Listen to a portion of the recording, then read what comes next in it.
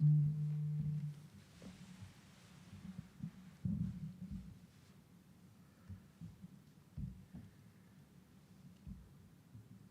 think I did.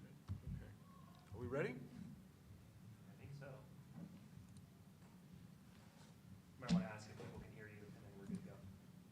Okay, we're going to start a little late, our board meeting. If people on Zoom can't hear, please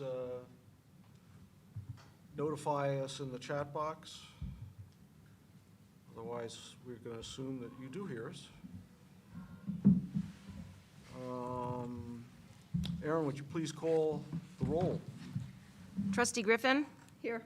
Trustee Gay? Here. Trustee Morton? Here. Trustee Ohm? Here. Trustee Schaefer? Here. So in closed session, the board acted to authorize the district superintendent or designee to notify a temporary certificated employee working as a high school art and morning meeting teacher pursuant to Education Code Section 44954B that she will not be reemployed for the 23-24 school year. This was a unanimous vote.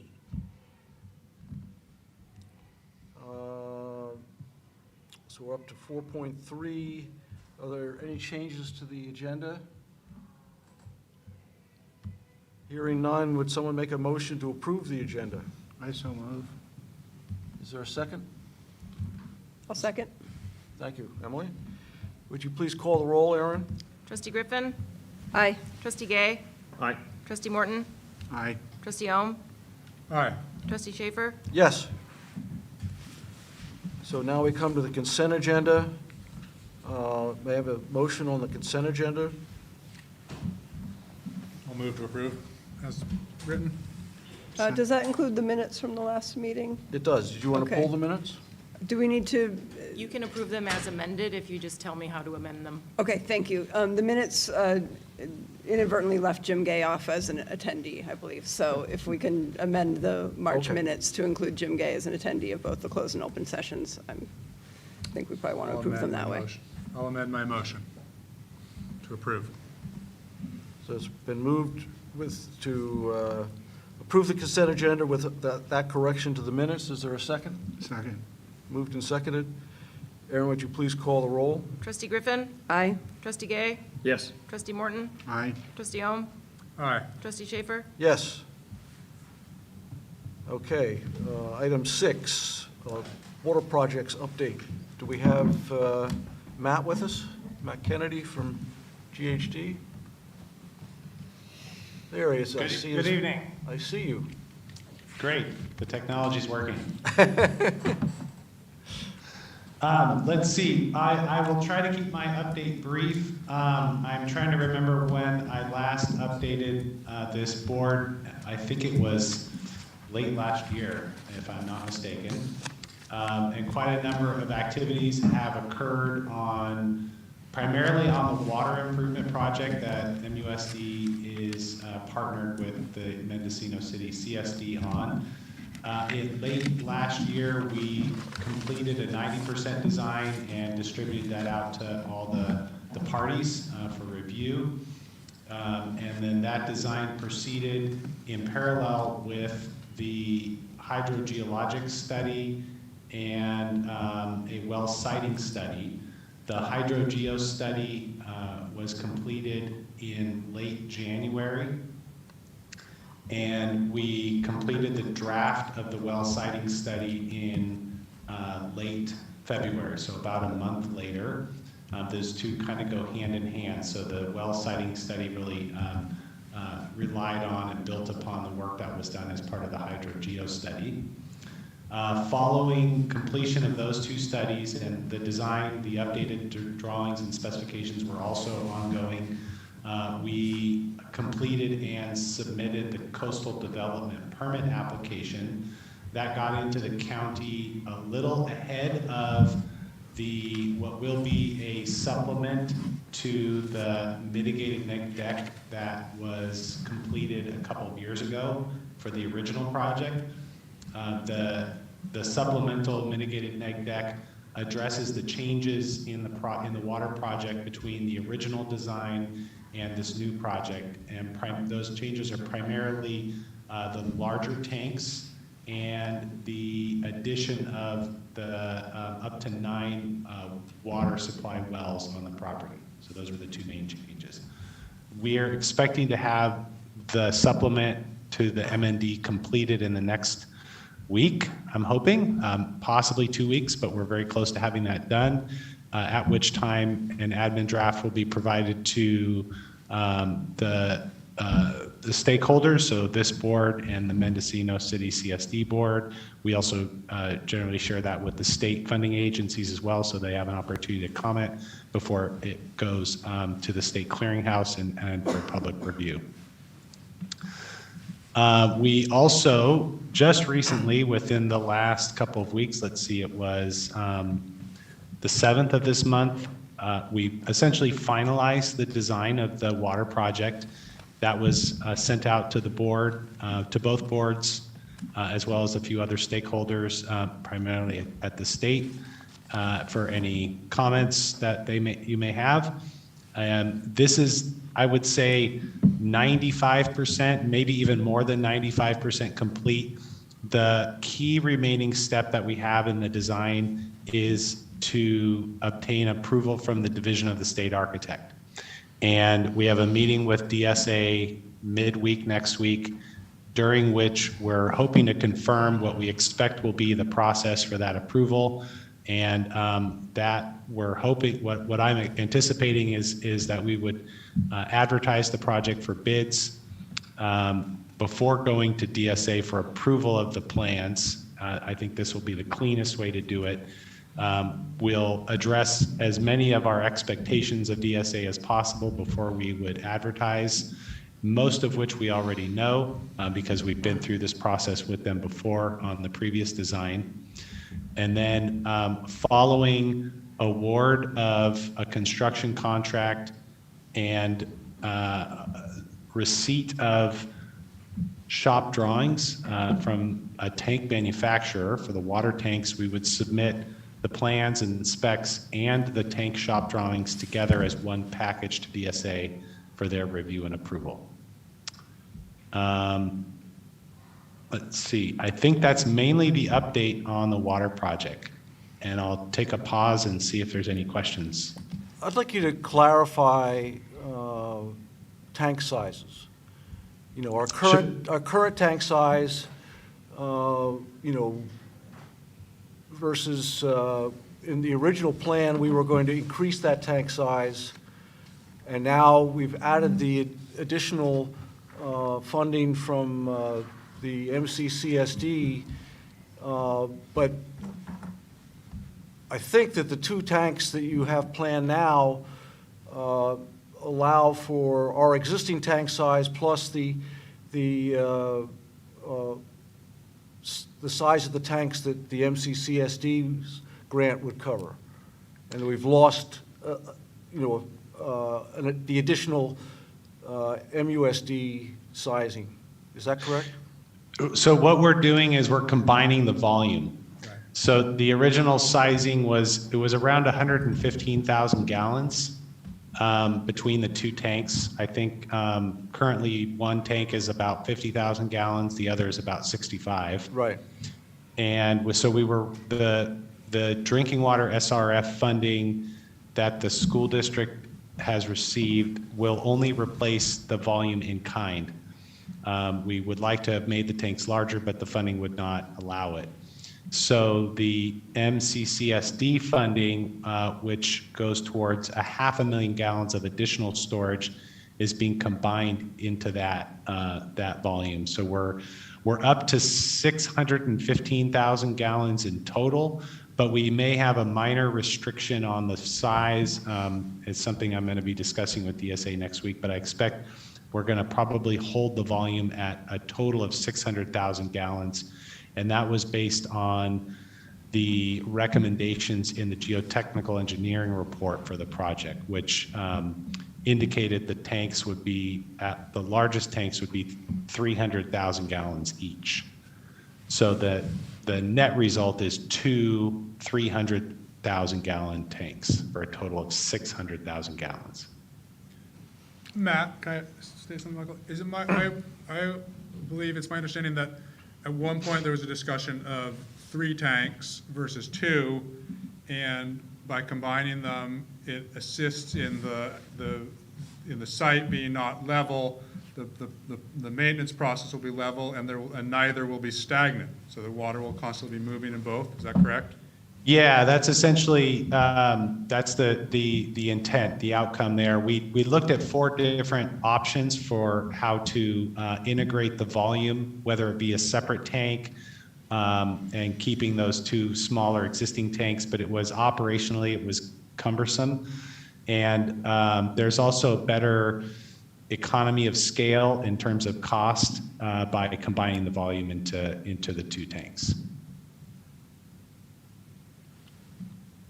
So one of the things that comes to mind, and it's not really totally addressed in the new MOU, is the various breakouts in terms of maintenance responsibility, electric and chemical charges, water testing, in terms of how much the district is responsible for and how much the MCCSD is responsible for.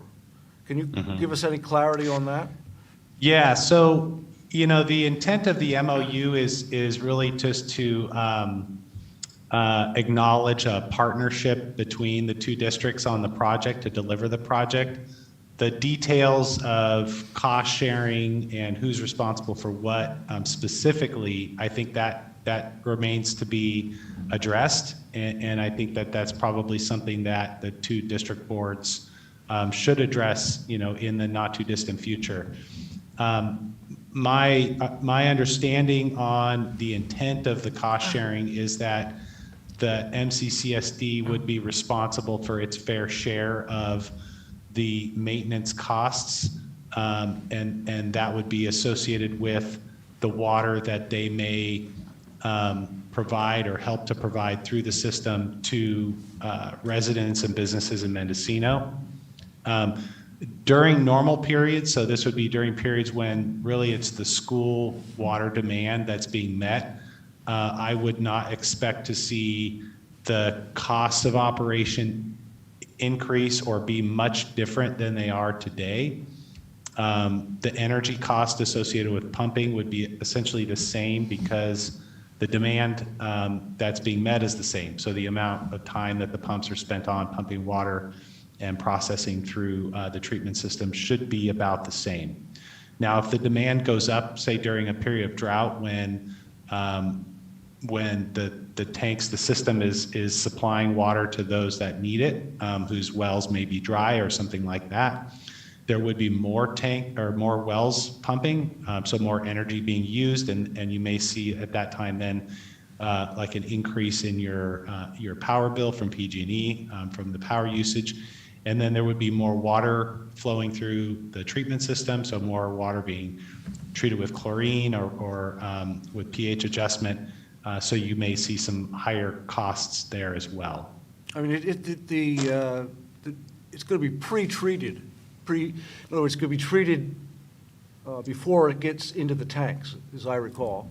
Correct. And so, initially, we're going to be treating, 600,000 gallons of water. And I guess one of the basic things is are we saying that the MCCSD is going to be responsible for 500,000 of that 600,000?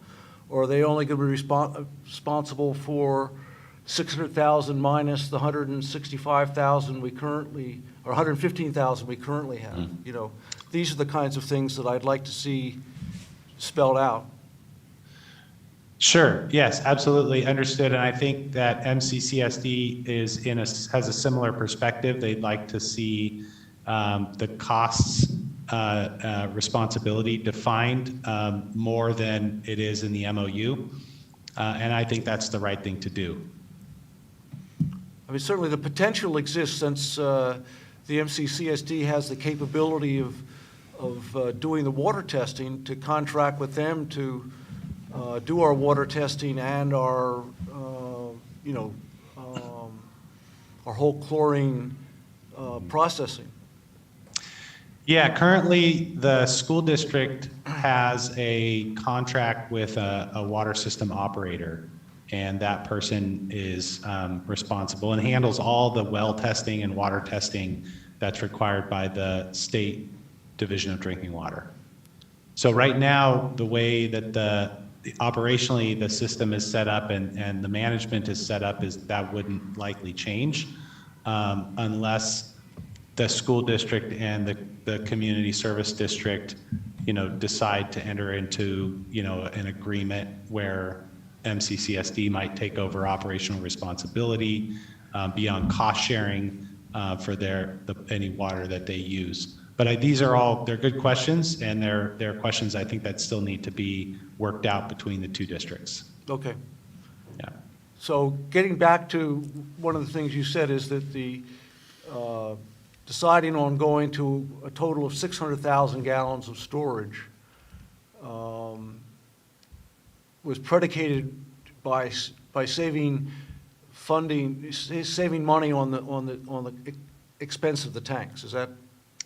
Yeah, it does. It reduces the capital cost of the tanks by combining the volumes together. Right. That's right. Okay. Any other questions before we let Matt continue on with his report? Continue. Okay, great. So I'm going to shift over to the recycled water project. That project is also finished with design. It has a similar step remaining to get through the Division of State Architect review. So we'll have a minor update to the drawings before they're advertised for bids. And then we'd go through a similar review process with DSA after getting a contractor under contract for that project and getting shop drawings for that tank. That's a 250,000 gallon tank. At present, we are awaiting the outcome of the coastal development permit application that is moving forward. There was a hearing, I want to say it was about a month ago, with I might get this wrong, but it was like the the Archaeological Review Committee, which is part of the county planning department. So they are a committee that oversees any archaeological or cultural related aspects. And then they may assign conditions to a project based on their review, which they did. And we haven't received the final outcome that will come with the coastal development permit. But the condition that we're expecting to see is a full-time archaeological monitoring during any excavation activities. So that would be primarily the open trench excavation that would occur for water main installation. And that condition was added out of concern that they may encounter, you know, some culturally significant artifacts or mitten or other items in the excavations. Let's see, the other news on that is that the funding review is going forward. This is the construction funding, and I've been in touch with the state representative on that and providing them with additional information as they're asking for it. And they have told me that we should hear on the construction funding approval sometime in the third quarter, so that would be after June 30th. So at this point, what are our timelines in terms of final funding approval, bid acceptance, and construction time? So we're a little behind the schedule I was hoping for. Timelines are, like on the water project, the key steps that need to occur are first the completion and approval of the supplemental mitigated neg deck. So once that's done and it's put out for public review, there's a 30-day public review period, and then I believe there's a 30-day challenge period, I think is what it's referred to. So if someone ever wants to challenge the project for some reason, they have 30 days to do that. We hope that won't occur. So assuming that doesn't occur, we're probably looking at being able to advertise the water project for bids in July. Okay? For the recycled water project, the only impediments there are obtaining the coastal development permit, and the construction funding approval. So we can't move forward with construction for advertising that project for bids until we have the construction funding in place. So it's sometime either in the third quarter. I'm hoping for earlier in the third quarter than later. Depending on the timing, it could even be into the fourth quarter, so October. It's just going to depend on how quickly the state moves. And I want to correct myself too. I misspoke a little bit on the water project because the coastal development permit won't move forward until the environmental is complete. So until that supplemental ISMND is done. So it could be later in the summer, depending on how quickly the county moves that permit. But So- it's in their hands. On the recycled water project, there's also a Caltrans encroachment permit that's necessary? That's right. What's the status of that? We haven't put that application in yet. I'm kind of holding on that one until we get a little bit further along. It doesn't take a lot of effort to get a Caltrans encroachment permit. We have all the pieces we need for it. I just don't want to submit that to them too far ahead of when I think we're going to get to construction, because I don't want it to get stale and then we have to reapply. Okay. Any other questions on that? So, it's possible, given the delays that you mentioned and weather, that we won't start construction this summer on the water project. It's possible, yeah. I'm keeping my fingers crossed for mid to late summer. But I think the two hurdles we need to get over is the approval of the supplemental MND and the approval of the coastal development permit. So I think I'm hoping for late summer start to construction, but it could push into the fall. Yeah. I have a question. Yeah. The recycled water portion, is any of this funding for completing the upgrades to MCCSD's facilities so that the water actually can be used on our fields? Or is this just for the hydrants and piping, et cetera? This is for the hydrants, the piping, and the tank. It's not for the treatment plant improvements, which you're correct, those need to happen as well. And we're working with MCCSD to secure that funding. We actually have a promising lead going right now it's through the water recycling program, which is under the umbrella of the Clean Water SRF program. So it's under the umbrella of the same program that the school district is receiving its funding for the recycled water project. It's been a quick, rapid process, but we have been getting assurances from the state that they like the project a lot. They see how it integrates with the school district's project. They have the funding available. It was just a timing issue, and I think we got in under the radar. I should have some updates on that in the coming weeks. And is that mostly upgrades to equipment that won't have the same sort of permitting process? And so if the funding is available, the work might commence much more quickly? We're hoping so. So the improvements needed at the plant are, they need a new chlorination system, so chlorine generation and injection system. There's some piping to bring the treated water from the filters to a new chlorine contact basin. So we need to build a chlorine contact basin and a clear well and effluent pumps. The effluent pumps would pump the water across the treatment plant yard, and it would tie into the pipeline that the school district's recycled water project is building. almost all the improvements that are needed at the plant were part of a project that MCCSD did. Maybe it was before COVID. It was 3 years ago, maybe, when they finished. But that project, they only received one bid, and the bid was above their available funding. So they had to remove all of the elements that were associated with recycled water and, you know, the chlorination system and such from there. So those were all taken out so they could at least move a project forward and get some upgrades done. And it's all those pieces that we're now trying to bring forward and get funded through the water recycling program. So I guess maybe what I didn't ask is there a active coastal development permit to cover that, or no?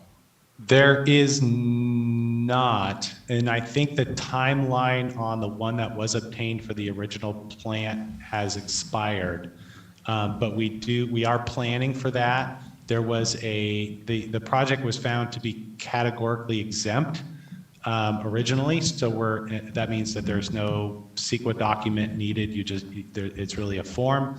It still gets noticed, but that should make the environmental approval process pretty quick and easy. And considering that the improvements needed at the plant have been through that CDP process already and were approved, we're also hoping that it shouldn't be a lengthy, drawn-out process.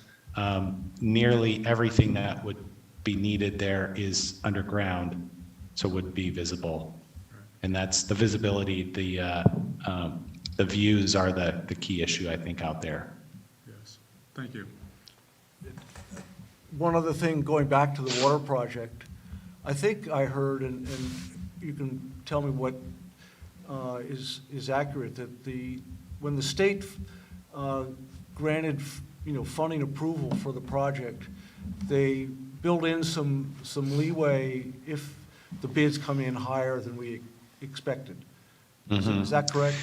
Yeah. It's good that you're bringing this up. You are very well informed, sir. It's an area that an issue I'm particularly concerned about because of the high inflation rate that we're all living with, and rising costs of materials. So I have been discussing this with the state. It's the only program we have some flexibility here is with the drinking water SRF or with the SRF program. So they understand the issue, and they have verbally told me that if the bids come in higher within reason, that they can internally approve additional funding to cover the overage. How much, I don't know. The representative there kind of threw out a number and said, well, if it's more than $1 million, we're probably not going to be able to do it, but if it's under, we could probably make it happen. And the downside is that it would delay an award by a couple of months, but the upside is that you'd be able to move forward with the project. Now, also in anticipation that pricing could come in higher than we're hoping or expecting, we are formulating the bid to provide flexibility in what can be awarded. So what we've done there is we've specified the tank in the base bid to be type 304 stainless steel, which is a very good material. It does develop over time a patina of oxidation, but it's much better in a coastal environment than, say, mild steel, which is what the tank that you currently own is made of. So that's what we've budgeted and planned around in the base bid, but we've also included an additive bid item that would allow the district to award, if the funding is available, if the bid comes in within the budget, the tank could be upgraded to type 316 stainless steel, which is even better from a corrosion perspective. If the bids come in above the budget, and we can't award the base bid of the type 304, we've built in a glass fused to steel tank, which is a very good tank. It's not stainless steel, but it has a glass fused coating on it, which makes it very corrosion resistant. And it's a very good tank. It's not what we would hope for, but in a fallback position, it would still allow the school district to award a project and move forward with construction. Well, thank you. You're welcome. Is there anything else you want to talk about before we go on to the rest of our agenda? No, just I appreciate the opportunity. I'm happy, as always, to report back to the board if you are looking for updates, and if there is any significant news, I'll certainly be sure to let Jason know. And if he'd like me to join, I'll be able to join and let you know personally. So we anticipate the revised negative declaration to be next month? I'm hoping it's going to be by the end of next week. There's a few details that we're working out, but at the latest, yeah, it could be early in May. I would like to get it out for public review by the first week of May. So we may have to have a special meeting then, Jason, to approve that. Is that, We do have our workshop on May 3rd. oh, okay. If that's a possibility. We have a workshop on May 3rd. We could do it then. Yeah, okay, I'll keep Jason informed of our progress and when we expect it to be ready. okay. All right, thank you. Thank Any you. Other questions? All right. I think brings us up to reports. And I guess Bodie is not here today. No, there's gonna be a changing of the guard in that department. Oh, okay. So there's just ASB needs a little time to get that figured out, so they will, most likely for the next meeting, have a new board rep. Okay. Yeah. So, Right. yes, you're quite right. You're next. I'm next. I'm up. It's my turn. I'll keep it short and sweet. How about that? Go ahead, Aaron. Next slide. This is hard to see, but I'm going to save this really for Jason to talk about in his report. But Mendocino did play their first baseball game in 8 years, and this is a picture of Mendocino taking the field. So good job, Jason, getting that I going, noticed on and Zoom everyone. that this picture isn't showing, so I'm not sure what the issue is there. There we go. There we go. There we are. Okay. All right, other athletics, it looks like our swim team might bring home a banner. I'll brag a little bit about my son. He won the mile and the 1,600 and the 3,200 up in Fort Bragg the other day. In fact, he ran the 3,200. They ran the 4x800 at the same time, and he only lost to them by 2 seconds. So that's over 2 miles. He kept up with 4 separate people, each running 1 lap. So that was a fun little tidbit there. But this is the big deal. This day was amazing. There were students and fans all over the place on this glorious day, and I'll let Jason say more because I'm sure he'll want to do that in his report. So the rest of what I want to talk about is just celebrating AE Week, which we finally had a more normal AE Week this year. Last year we did a more local version of it, but here we had trips going out and about. So I have pictures from some of the trips. This is mountain biking. And I put in a lot of pictures of staff as well because I think it speaks for itself that this is a lot of work. And I definitely want to thank the staff members and community that have put in a lot to make this happen, but it's kind of a net positive in the fuel tank of the staff. Like everyone feels excited afterwards and is already thinking about what they want to do next year.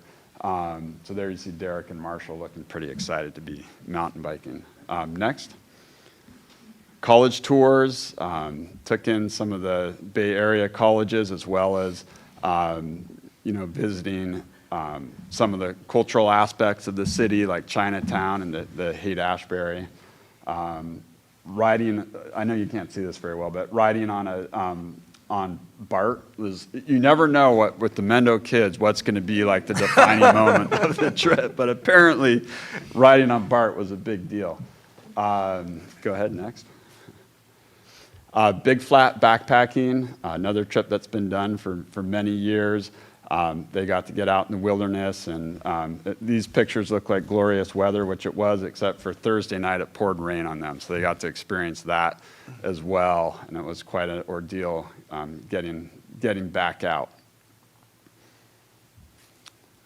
Sailing, crew learned how to sail at the Richmond Yacht Club, and some students had experience, but some had none, and by the end of the week, they were sailing boats out on the bay. So pretty amazing. They started out by capsizing them, so the first couple of days we were wondering if they were going to actually, just flip their boats over or what they were going to do with them, but by the end they were sailing, so that was pretty cool. And then our long-standing, I don't know the history, but I think this was our 30th running of AE Week, not 30th annual because we had a little break there with COVID. But this was the 30th running, and I think most likely the Yosemite Institute trip, which used to happen in the summer and then I think over spring break, might have been like where it all started. I'm not sure, but we took 23 freshmen to Yosemite. We had 4 chaperones, all were Mendocino High School graduates, myself included. And we had one, it's not Yosemite Institute anymore, but one Nature Bridge leader, Kira Pellman, whose sister happens to be sitting in the audience, who was one of our leaders and unfortunately injured herself on the first day. But it was pretty neat to have that sort of history of Yosemite Institute / Nature Bridge represented.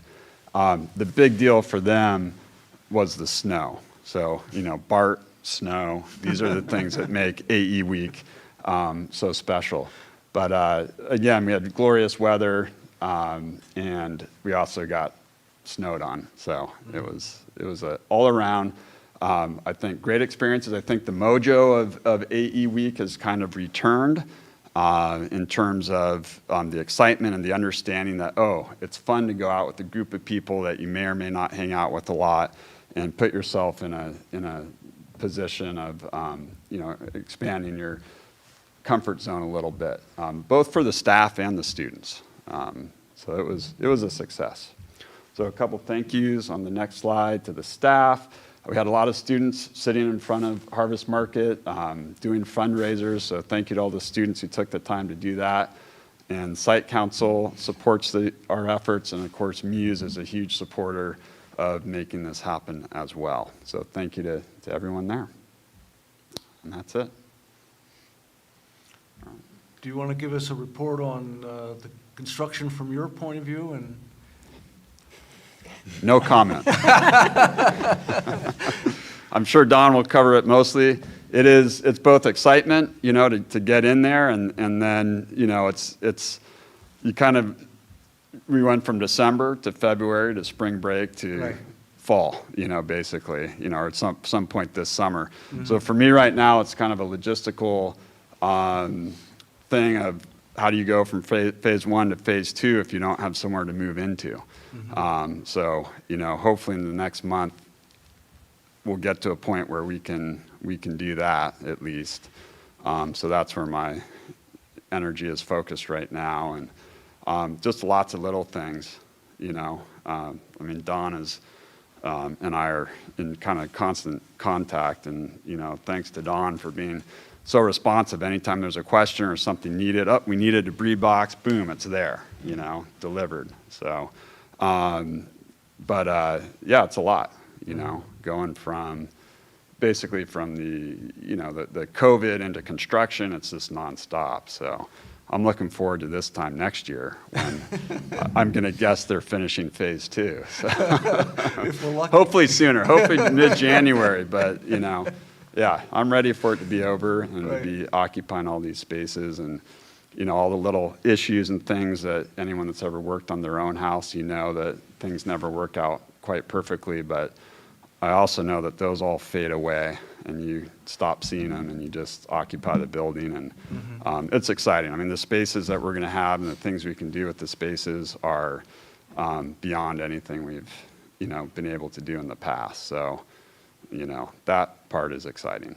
So where in that timeline is reinstalling all the photos of the graduates Yeah, well, apparently I learned today that the interior window sills, so it's the casework cabinet sub, whatever, whoever's doing it, these guys could say more, but apparently they're making the window sills for in the interior, and they're making the frames for the pictures, and neither of those has arrived yet. Okay. So, yeah, we can't do a grand opening until we have those in place. Right. Yeah, that's one question we don't want to answer 150 times. Yeah.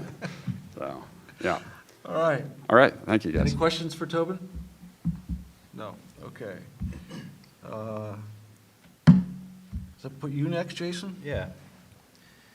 So, yeah, kind of along the lines of what Tobin said about, Don's work, he is still here, but, a lot of my time lately has been just working with MCCSD, but Matt Kennedy makes it so much easier. So he's been phenomenal to work with. Just thank you so much, Matt, if you can hear me or you're out there. You make the job a lot easier, and just your organization and communication is noticed. So thank you. Thanks, Jason. Appreciate it. Yeah. So we have pretty much finalized negotiations with the bargaining units.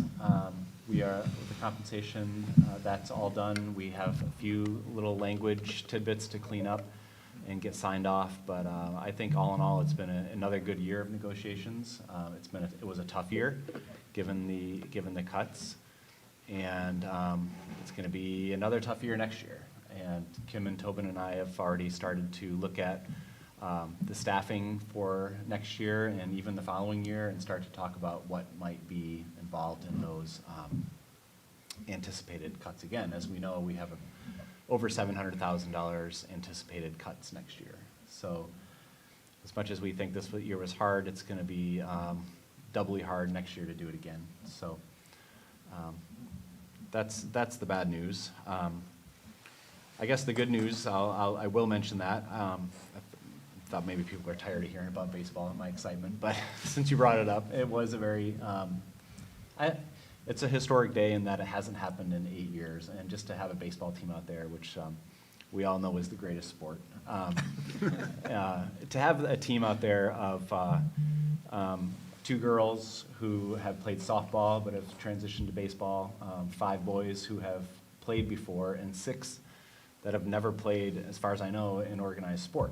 So never played baseball. So to see them out there succeeding and having fun, it was a great day. So good weather, and at some point, a lot of the teachers brought their classes out for the last period to watch the game, and so I think the kids really enjoyed seeing all their classmates cheering them on. So that was fantastic. Earlier in March, I had a superintendent overnight workshop up north, and we discussed legal hot topics. We heard from our legal counsel, also did a lot of problem solving with each other, and I believe there are 4 new superintendents this year in the county, so a lot of community building. It's a good group of leaders in this county, though. And I think that's about it. That's it for now. Okay. Any questions for Jason? Okay.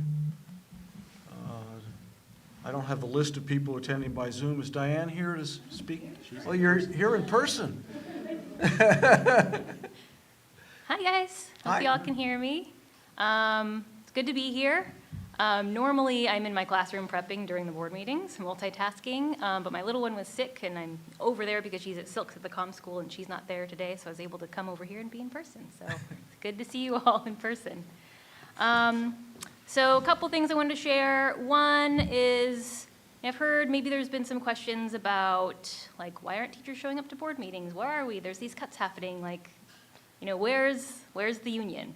And people have asked that I just relay that it's been tough. A lot of people have little kids to juggle, and some are. They're on Zoom as participants. They're listening, making dinner, prepping, or they're in their classrooms prepping and doing what they can.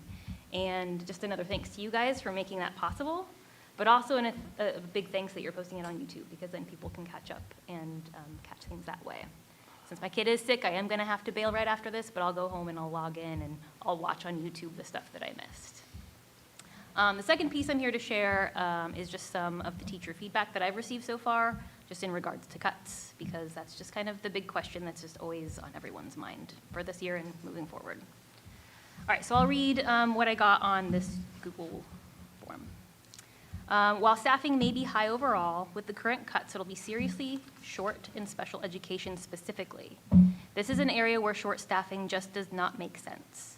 Higher caseloads are not only more stressful, but lead to lost service time, lower quality service, and mistakes. All of these things can lead to parents being unhappy, the need for mediation, legal fees, which costs the district more time and money. At a time when our district is already struggling with all of these things, it just doesn't make sense to continue to make cuts in special education. The highly trained, certificated, and classified staff in special ed are necessary for the smooth running of these programs and to make sure our most needy students get the services they need to access their education. Next, I have, our district has an amazing set of programs it offers our community. Decisions around cuts are hard, and I'm glad I'm not making them. I trust our board and administrators to make the right decisions and consider all options, even though they may be tough. I'd just like to recommend, considering our financial state, that we shrink to essentials. This is a time, as hard as it is, to reduce some of the luxuries our district has grown accustomed to. It breaks my heart to think we may need to cut more of our staff and teachers who've become a part of our community. Let's centralize, come together, then branch out when our financial position allows.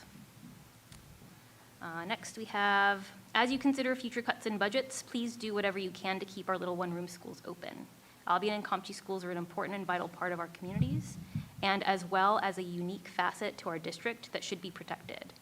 Either of their closures would be absolutely devastating. Next, the diversity of programs and educational options and opportunities for students makes our district unique and has been a long-standing bright spot for our district. Maintaining the variety is crucial in keeping our school district vibrant. All right.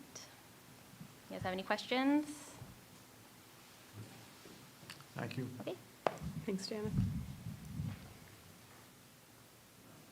Is Michelle or anyone here from CMS? No? Okay. So that brings us to trustee reports, I think. We'll start down at the end. Emily, did you want to say anything? No, I think I'm good today. Thank you. Jim? Same thing, thank you. Mark? Same. Winspirit? Nothing. Oh, we'll be unanimous, and Yeah. we'll all pass on that. Okay. We're just a bit before 6 for our parent community comment. We can go on, start 9.1 if you want. I think Matt mentioned, the purpose of this item is to change our MOU to reflect more of the details of the proposal that the state is funding. We have in the packet the existing MOU, a redlined version that shows all the changes, and then a final clean version of what we're considering to adopt today. As someone who was involved in the first one, I was glad to see that what I think are the protections for the district are still in place. I do think that our board and their board should meet, or Jason and Ryan should get together and talk about some of the more details about how this partnership is going to work. And I think potentially explore the possibility of changing how we do our water system, analysis and legalities. But were there other questions that other board members had looking through those documents? I had some of the same concerns that you did, the details and how that might work, and at first I didn't realize we had all three, and then I started reading through. I had a question, who did all the editing, and how many phases do you know? I think that's mostly probably, That's mostly Matt's Matt, editing, you know. and Ryan put Okay. in a couple. There was something about an ownership that was pulled out. There is still something standing that an easement is gonna be given Right. So and that's a county recorded easement, I'm assuming. Right, if right. that's the I've case. asked Matt to stick around, so he's still here Yeah. for this item, if there are any questions. I don't think I have any specific questions more beyond the points that you raised, which is how will the details work in that, and Matt addressed this, there's potentially many, many months where MCCSD is using none of the water. Right, And yet, there is some benefit that they have it available to them. right. And how is that reflected in our arrangement with them? And kind of, when I look at something like this, I think about, okay, well, where could it go wrong? Or what, if we wanted to leave the agreement, how do we do that? And that's, I don't know if there is necessarily, I think once you put the tanks up there, it's kind of hard to leave the agreement. We're pretty much there. So, yeah.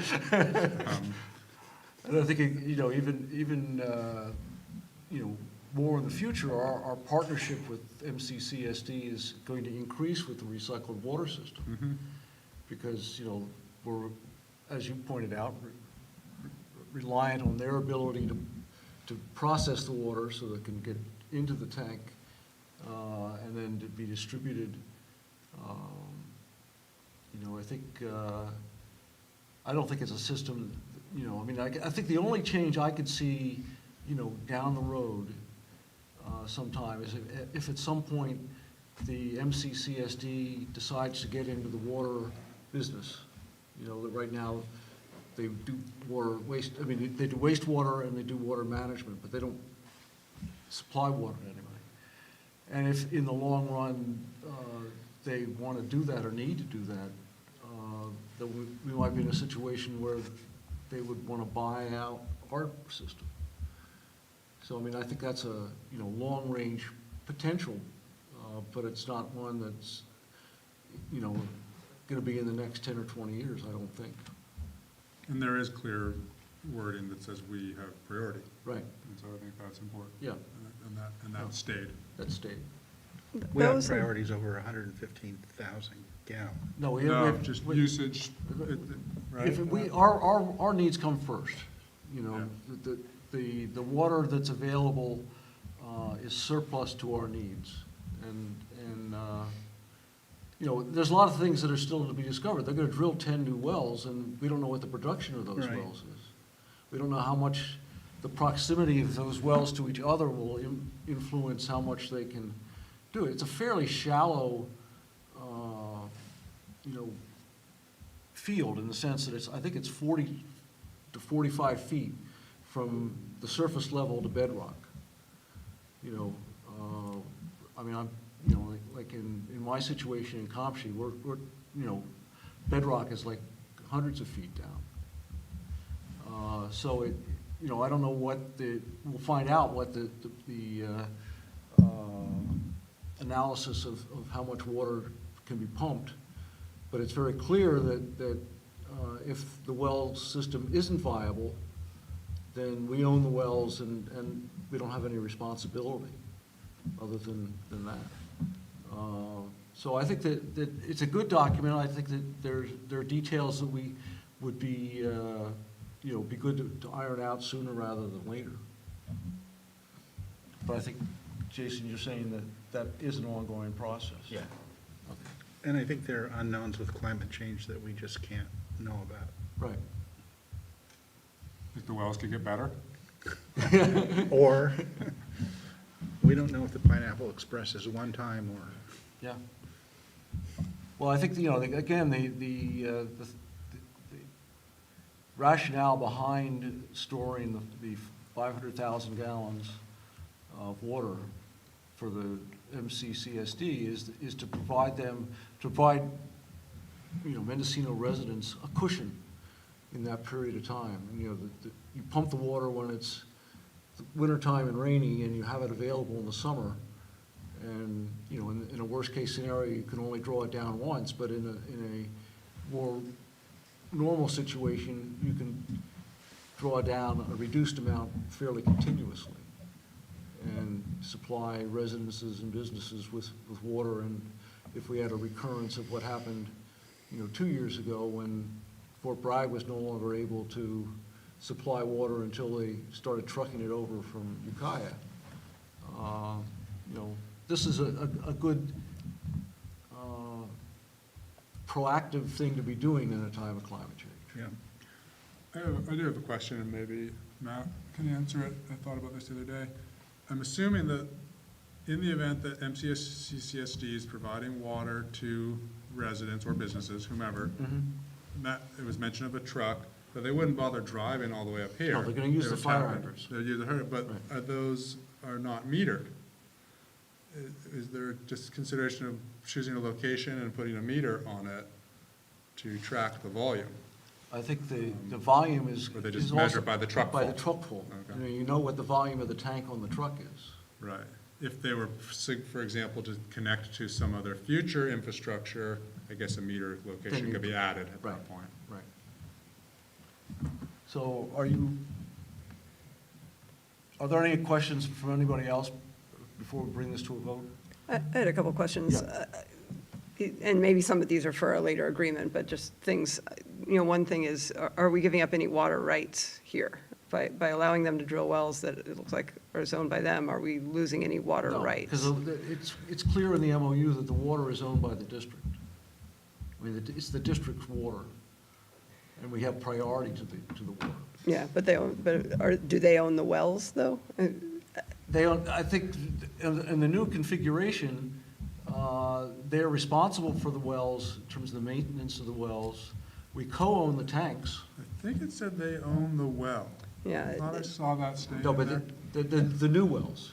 Yes, Not- the not- new wells, Not correct. the Right. 3 district Right. wells. Right. Yeah. And then the water treatment, it seemed like a little inconsistent as to whether the water treatment is on us or on them compared to, it sounds like we might treat a whole lot more water than we would ever use, and that could increase our costs. But I think that's in order what's. so it's stored for a they- potential they're emergency. responsible for the proportional treatment cost as well as the pumping cost. That really is only the first filling of the tank, Emily, right? The initial filling of the volume. At that point, they're full, and we're only treating as much as we're using, Right. regardless of the tank size. But we're going to be treating 300,000 gallon tanks rather than, 115,000 gallons that we were going to. I mean, we Used treat the previously. water. It's only to fill it up, and we then it's treat- just a, Right, we treat the water on its way from the well into the tank. Understood. Right.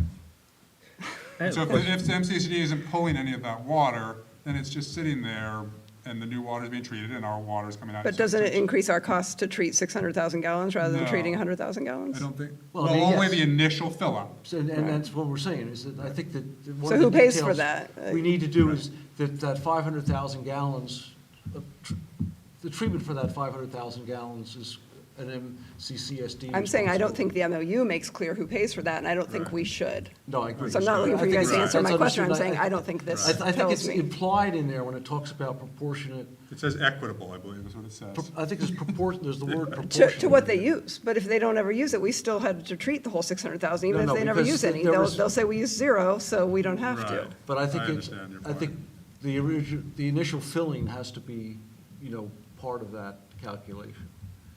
The 500,000 Yeah. gallons. 'Cause they're That's basically- what I'm Yeah, they're basically buying identifying. an insurance fund, Right, so there has to be some cost. Yeah. right. That's my concern, is it could increase our Right. cost, that So- it's our water, and and they're going to want to use it, and I don't want to increase our costs to provide them an emergency supply. I mean, I think this is a good project, I just want to look out for our bottom line. Right.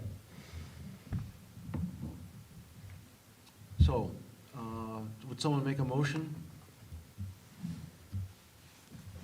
I'll move to approve MOU, It's 91C. thank you, 91C. Is there a second? I'll second. Would you please call the roll, Aaron? I'll abstain. Trustee Gay? Yes. Trustee Morton? Yes. Trustee Ohm? Yes, Trustee Schaefer? Yes. Okay, so, yeah, I thought we had discussion about this in the past when I chose to Probably abstain. before Emily was here. Yeah, there was some Am I discussion not about allowed? I abstaining, didn't yeah. think I got my questions answered, so I don't. Right, well, let's talk about it more. Well, I don't I mean, think, it's an important project.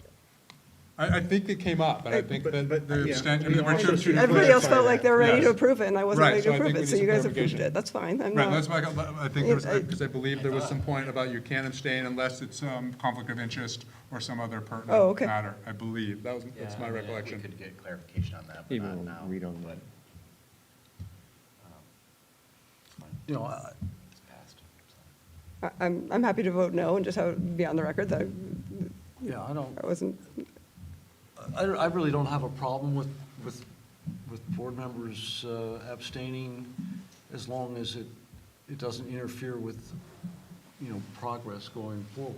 So, in other words, Well, I tend to disagree, because as an elected person in the community, I think you owe it to the community to voice your opinion. And an abstention isn't really voicing your opinion. And that's what I understood after thinking about it a bit, and I think I was wanting to abstain at some point on a vote, because I had mixed feelings Yeah, you were- about you the were- topic. You were called on it.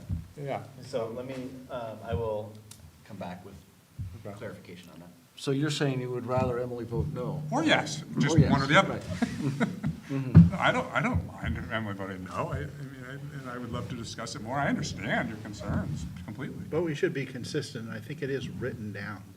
I think it is, but let me, I think it's in board I'm policy. happy to follow whatever the procedure is, I just don't know what it is, so.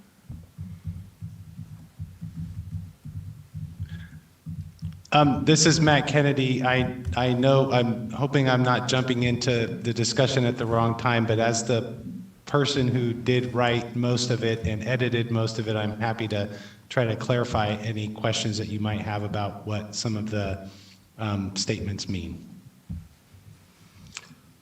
We did Well, vote already. and it I think we carried. voted, but I think Yeah. it's our understanding that MCCSD will be responsible for the treatment and pumping costs of the initial 500,000 gallons. Yes, and there's a statement that states that for any water that's accessed by MCCSD, that they'll be responsible for the proportionate cost of the pumping and treatment, as well as the proportionate cost of the maintenance of the wells and the storage and the water quality. So that But statement that is doesn't there. quite address Emily's concerns, because access, what if they don't access it? But it's Right, there. yes, that's correct. So if they don't access it, currently the MOU says that they're not responsible. But the intent behind the MOU is that there is cost sharing between the districts for the cost of operating the system, and an understanding that there's more water that's being pumped and treated and stored with the new system. Yeah, I think that I mean, like I said, I think that the implication is that they are responsible for the initial treatment of the water. That's And not what it says. I don't disagree with that. I don't think that's an unfair ask. And one other thing I wanted to note, there was discussion before the vote about ownership of the wells. So the MOU does not assign ownership of any of the assets to MCCSD. And the MOU, I don't think, is legally binding document either. It's really intended to put into writing the cooperative intent between the two districts and the things that you're planning to cooperate on. I disagree, I think it says, "We therefore agree as follows," and it doesn't say it's non-binding anywhere. So I think we just agreed to a binding document. And I'm not an attorney, I'm an engineer. She is, unfortunately. I'm going to change my vote to no. Is there But some, the intent is that MUSD has, first right of refusal of water. And based on the system operations and MUSD's water use and water demand, we don't anticipate there being any loss or reduction in availability of water to the school district. Your existing wells are able to meet your demand. Is there a time urgency on this? For instance, could I move that we take a beat and I propose a few edits and we come back next month? We did already vote on it, did we not? Did we? Well, she's basically, I'm asking to she's reopen it, I guess. moving for reconsideration. Right. And, And that was discussed too, I It remember. would ta- it takes two people from the prevailing side to Change. Right. agree with her. Right. If that's the case, but, Michael, do we have an idea of how much money we're talking to get 600,000 treated in the tanks? I had the same question. I have no idea. Matt, do you have an idea? Sorry, could you repeat the The question? question was, what is the cost to pump and treat 500,000 gallons of water? I don't have an answer, but we could figure that out based on the existing system operational costs and then make a projection up to the 500,000 gallon volume.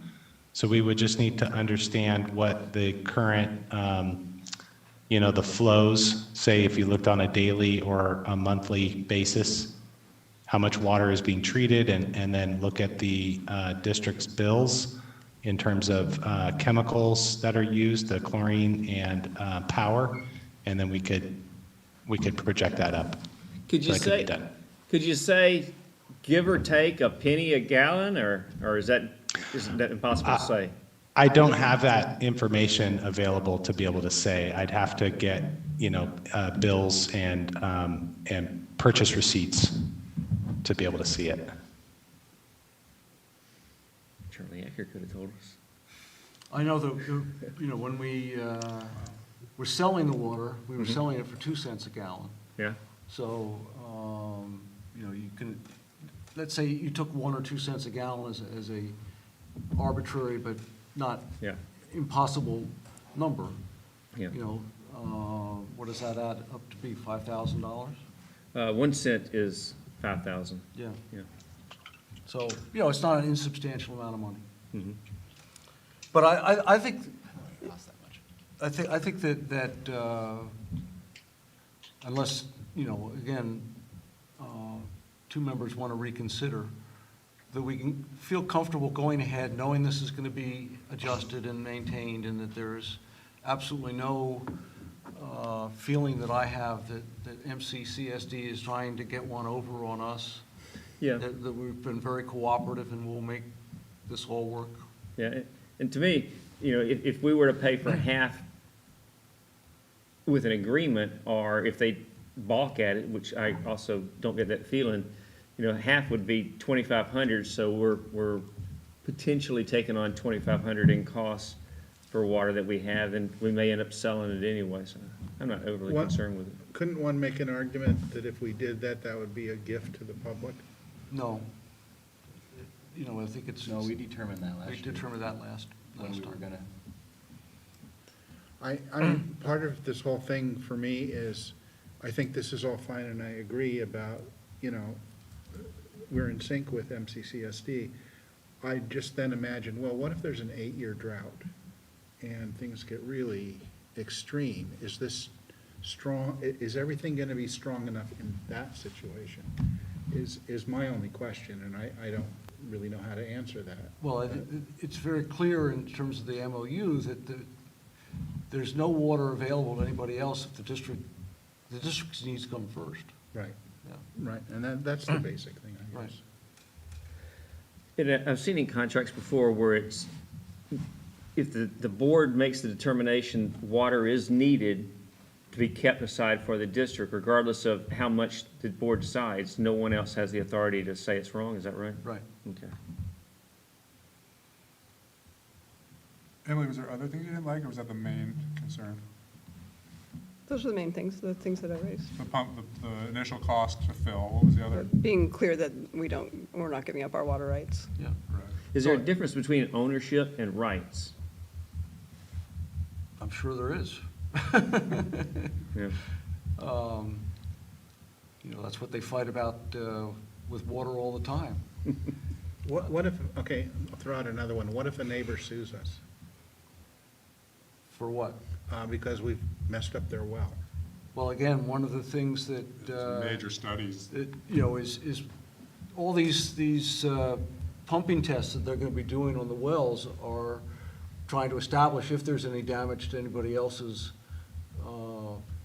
aquifers. And- And if there is, then you stop. You don't do it. Question for Matt is, if there's an 8-year drought, could that change? What if there's not enough water for us? Well, I don't know enough about yeah. groundwater. Matt's the hydrologist here. Yeah, I'm not a hydrogeologist. I'm a civil engineer, but I do work with hydrogeologists.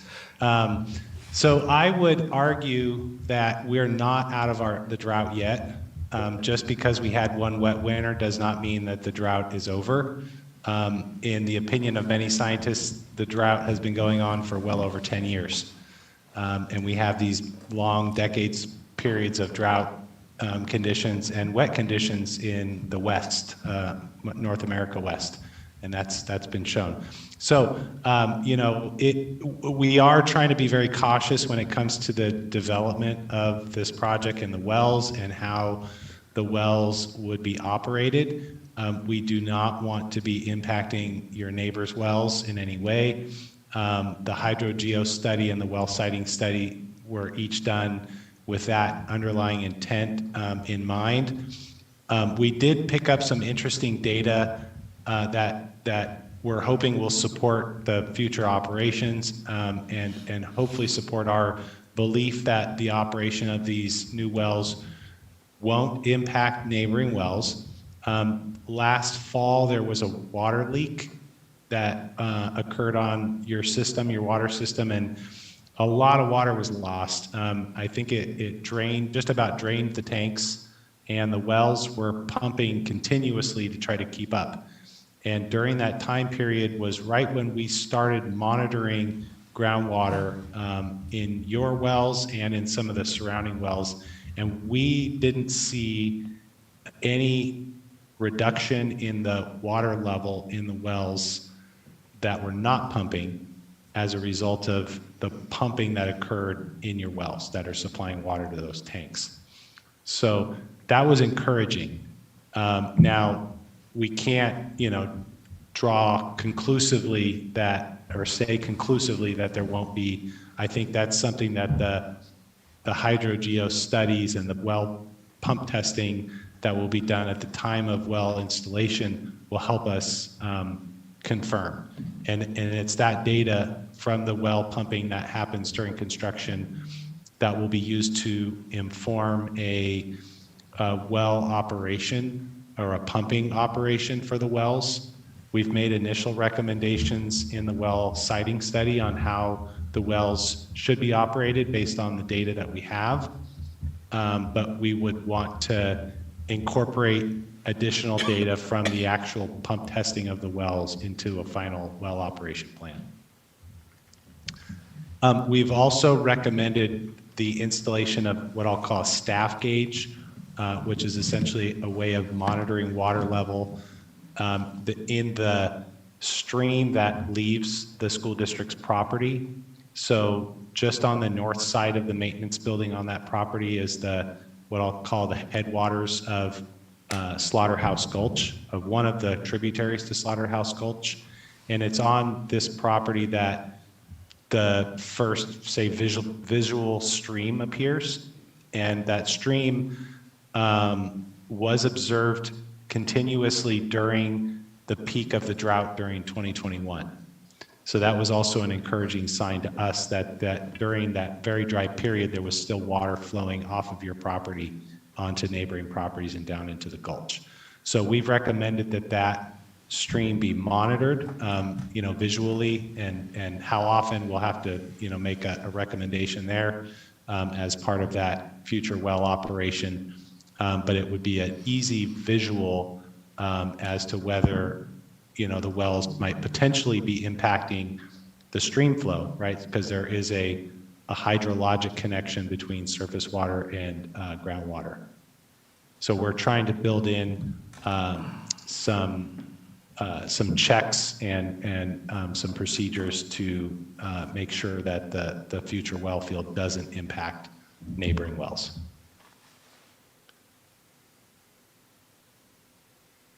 Thank you.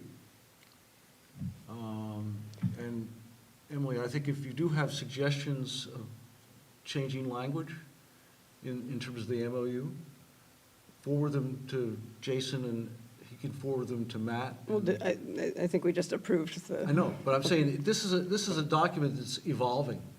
So if you have if you think that language should be changed, you can make suggestions, and that can be part of the next go-around. yeah, that's not the way I see legal documents working. Okay, all right. If we sign this document, we've bound ourselves to it, and there might not be another chance. The other side might not agree to the next set of changes. Well, This is a second iteration. This is You're the aware of that. Yeah, yeah, but that's There are because de- both there- parties are willing to. there are details that presumably we agree have with to this. incorporate that aren't in here, so it's Well, going I to be coming think, I back. assume eventually there will be a fuller agreement that will Yeah. lay out the maintenance, operation, Right. usage, that will be a different document altogether than this. It looks Well, like. it'll probably be it'll include this, I would think. Anyway, I that was wouldn't just a think so. suggestion. I'm just going to, can I just toss something out, so in case any of you want to reconsider?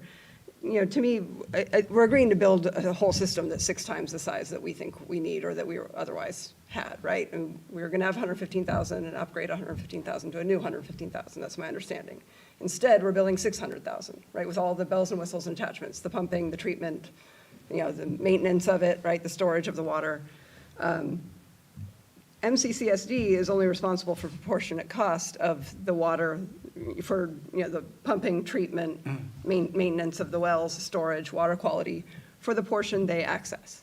So we're building something that's 6 times the size we need, and if they don't ever use any of it, we are on the hook for maintaining all of that. That's the way I read this document.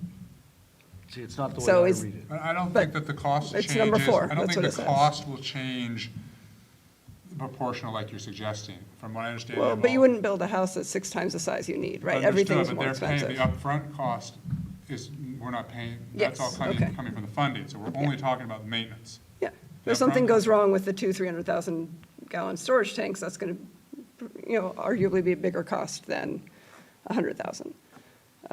Pumping 600,000 gallons of water is a lot more electricity than pumping 100,000 gallons of water. I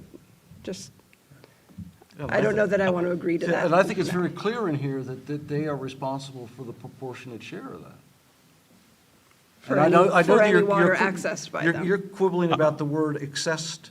Matt's trying to say. Yeah, Matt? Item 11 also is related to item 4, and that might help answer some of the questions about cost sharing. Yeah. Item 11 reads, "Once constructed and operational, MCCSD will operate and maintain the new wells. MCCSD will be responsible for all costs associated with the maintenance, use, and replacement of the wells and proportionate cost of operation and maintenance of the tanks and water treatment system." And I think you're. For any water accessed by So MCCSD. You object to the word access, because if there's no access, then you're saying we're going to get. We're on burdened hook for with- 100%. Yeah, with- and that's, if you guys are fine with that, you're fine with that. I just wanted to point that out. I think in a future draft, we can do that and clarify that. We can bring that up with our partners. Okay, we're going to move on. No, I'm going to do that. I know I got waylaid here. So, I don't know if anybody's here to make public comment on an item not on the agenda. But if you are, this is the time to say you are interested. If they're in person, you can go up to where the microphone is. And if you're online, you can raise your hand. Is that a possible way of doing it? Yeah.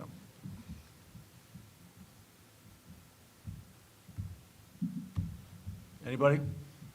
Don't see anybody here? Okay. 9.2, modernization and construction management update on the high school project.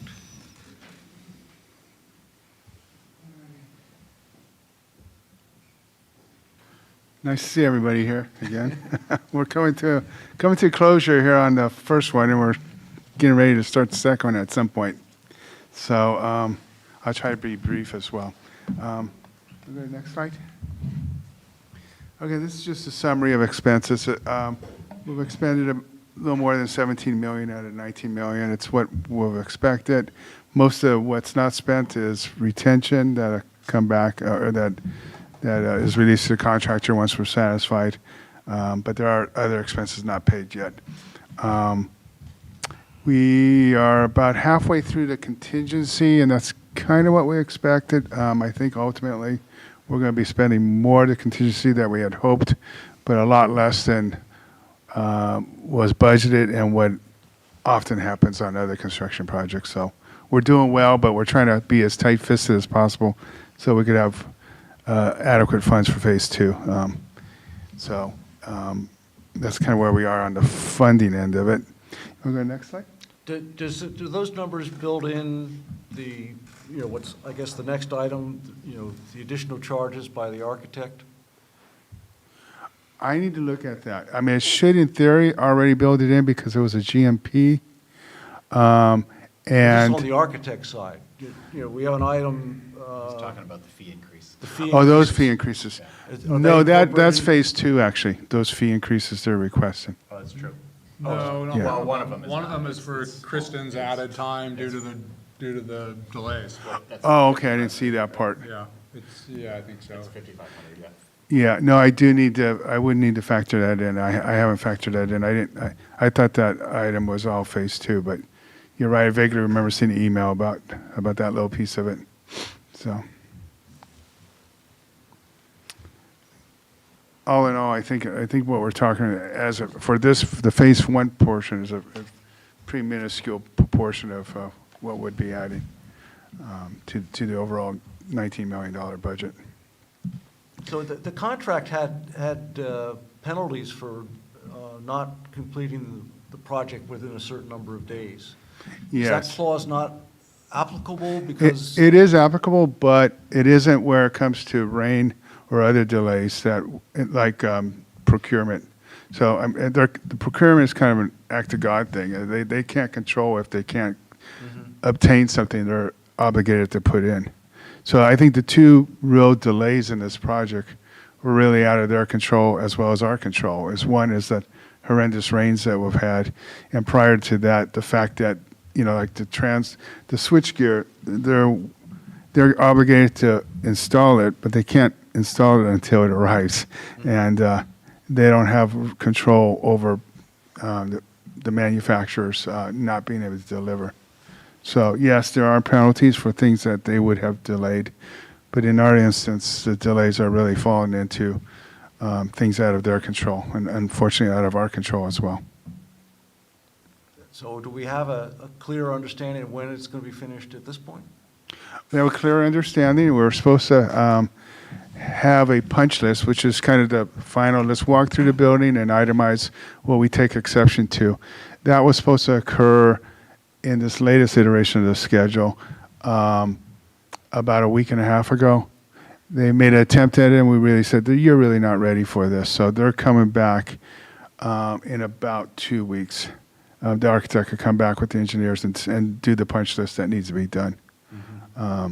So it is coming to conclusion. What really dragged it on in the last few weeks is not being able to do the exterior work because it's just raining too much. You can't pave, too cold, too wet. We did get the parking lot paved a couple of days ago. The landscaping is going in next week.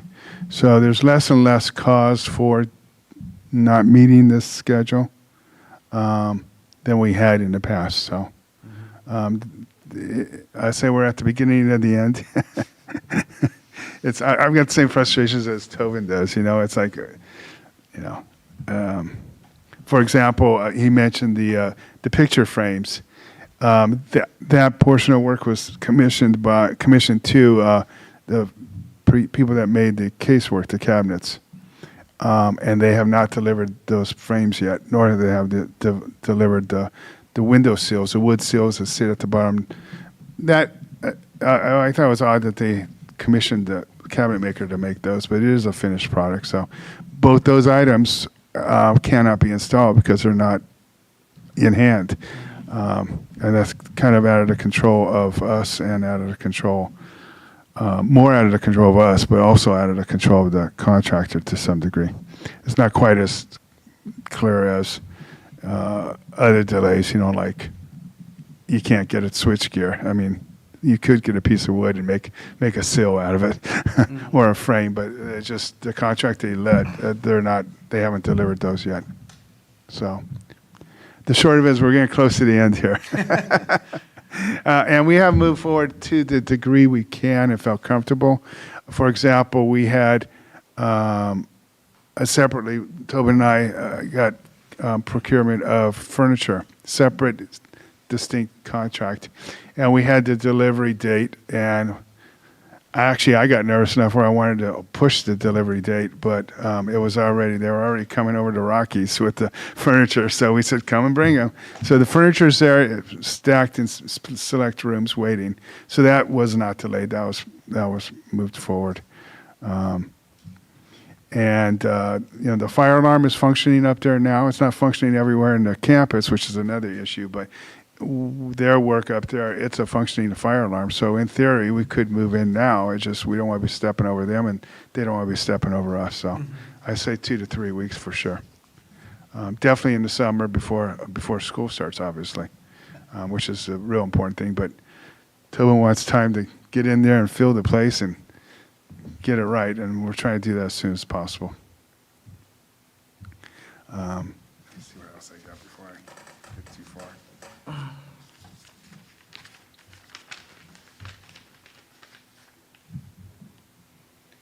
Yeah, potential issues I talked about was the punch list being delayed. Really, next steps is to work with the contractor, work with the district, and segue and get moved in there. We'll walk to site, and some of the things are surprises, new surprises. Not expecting that. I didn't know it was going to look like that. Well, I'm kind of in that boat too because I wasn't here during design. But we're getting adjusted to what's out there compared to what our expectations were. And all in all, I think people are happy with what's out there. This on the screen here is a list of the cost changes. The things that were factored in to use a contingency, whether it was our allowance or our contingency to owner's contingency, and that's what's adding up to about $500,000, which is ultimately going to be a little more than we had hoped, but much less than what's typical for a modernization project. Okay, I'm ready for the next one. Next one. Okay. These are hard to see with the sun coming in, but some progress photos. Most of the finishes are in. What remains to be done is fine tune, tuning the lights. Their energy efficient lights are supposed to go on and off with motion sensors and timers and so on. Energy management system that needs to be commissioned or up and running. It isn't right now, but the lights are in, or the majority of the lights are in. That picture I don't think shows asphalt. Asphalt went in about 2 days ago. And the lower ones, I'll look at the pictures here because I can't see them there. You start seeing the administration building and some of the classrooms, and you can see some of the furniture we stacked the furniture in the middle of the room so it'd stay out of the way of the contractor because they still have touch-up paint and other things that will be on the punch list to do. But all in all, it's moving forward. Okay, I'm ready for next. So you're quite confident that the contract will be done before the end of school? End of school is June 13th, you said? Yeah, I believe so. Yeah, we'll be moving in by then. I'm more confident now than I was 2 weeks ago when I tried to stop the furniture delivery. So. Okay, and then phase 2, we're at the point where most of the expenditures are the architect and engineers now because we're coming to the end of the design phase and getting approvals from the state DSA. There's been some arm wrestling between the architect and engineers and the DSA. They were interpreting things that require that we would have to put a fire sprinkler in the kitchen. I think we won that argument. But we don't have the permit yet. We're hoping to have the permit from DSA in about 2 to 3 weeks, which is about a 2-week delay. I saw email, and I don't know off the top of my head, they have back check comments, a date to go back and do back check comments. That's where you go back and you itemize the things that you fixed or clarified that DSA had brought up. And at that point, usually they're satisfied, you clarified them, and you get your permit. So we're hoping to get the permit in probably mid-May.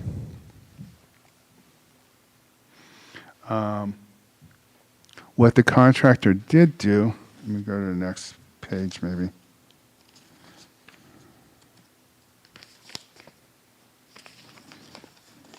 Oops. Okay, this is just the status. I spoke a little bit of this.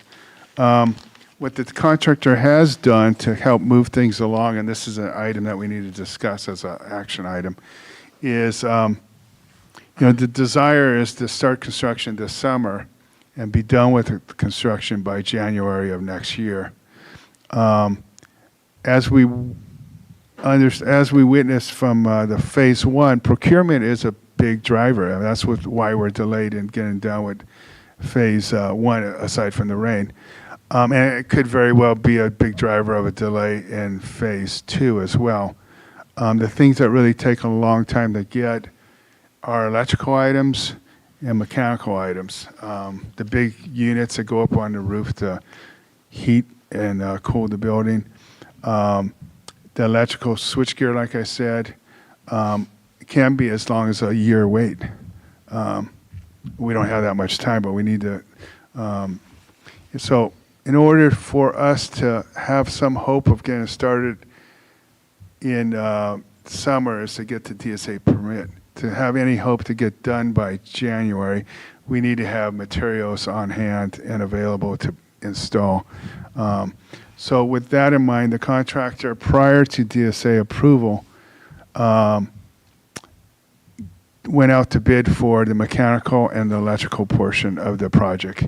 And that's a good measure of the cost, as you'll see in the next slide. And the intent is to award that portion, so not the labor, but at least the material cost, so they can get on the books to order the mechanical equipment and the electrical equipment. You want to go to the next slide? So this is what is going to be asked in an item coming up in order to better assure that we get done in January, is to let the contractor order the materials. As you can see, the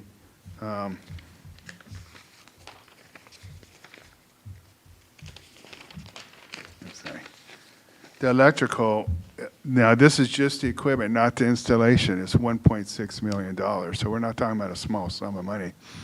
And for the mechanical, it's $1.5 million, or almost approaching 1.6 million for the mechanical. So these are not small sums of money. But so it's really a level of confidence of how far are we going to go. I mean, if we get all the bids and the cost comes in high, what do we do? And we have some options, but this is a commitment if we do this. If we don't do the early procurement, I could assure you we're not going to be done in January. We'll probably be done next summer, as Tobin was joking. It won't be a joke. And the added cost of going from getting done in January to getting done in the summer is every month we pay this contractor an overhead cost to be there, the cost of the superintendent, et cetera. And without doing the math, and I haven't looked at it yet, I just thought about while we're sitting here, it's probably in the neighborhood of $15,000 a month for their overhead. So if they're up here working on little things, waiting on equipment, we could be spending an additional $15,000 a month over that half year if they don't have the materials on hand. So that's the one downside of not moving forward now. The downside of moving forward now could be that we buy all this equipment. These are the two lion's shares of the cost of materials, and they came in within budget of what we're anticipating. That's not to say that other aspects of the project are not going to come in on budget.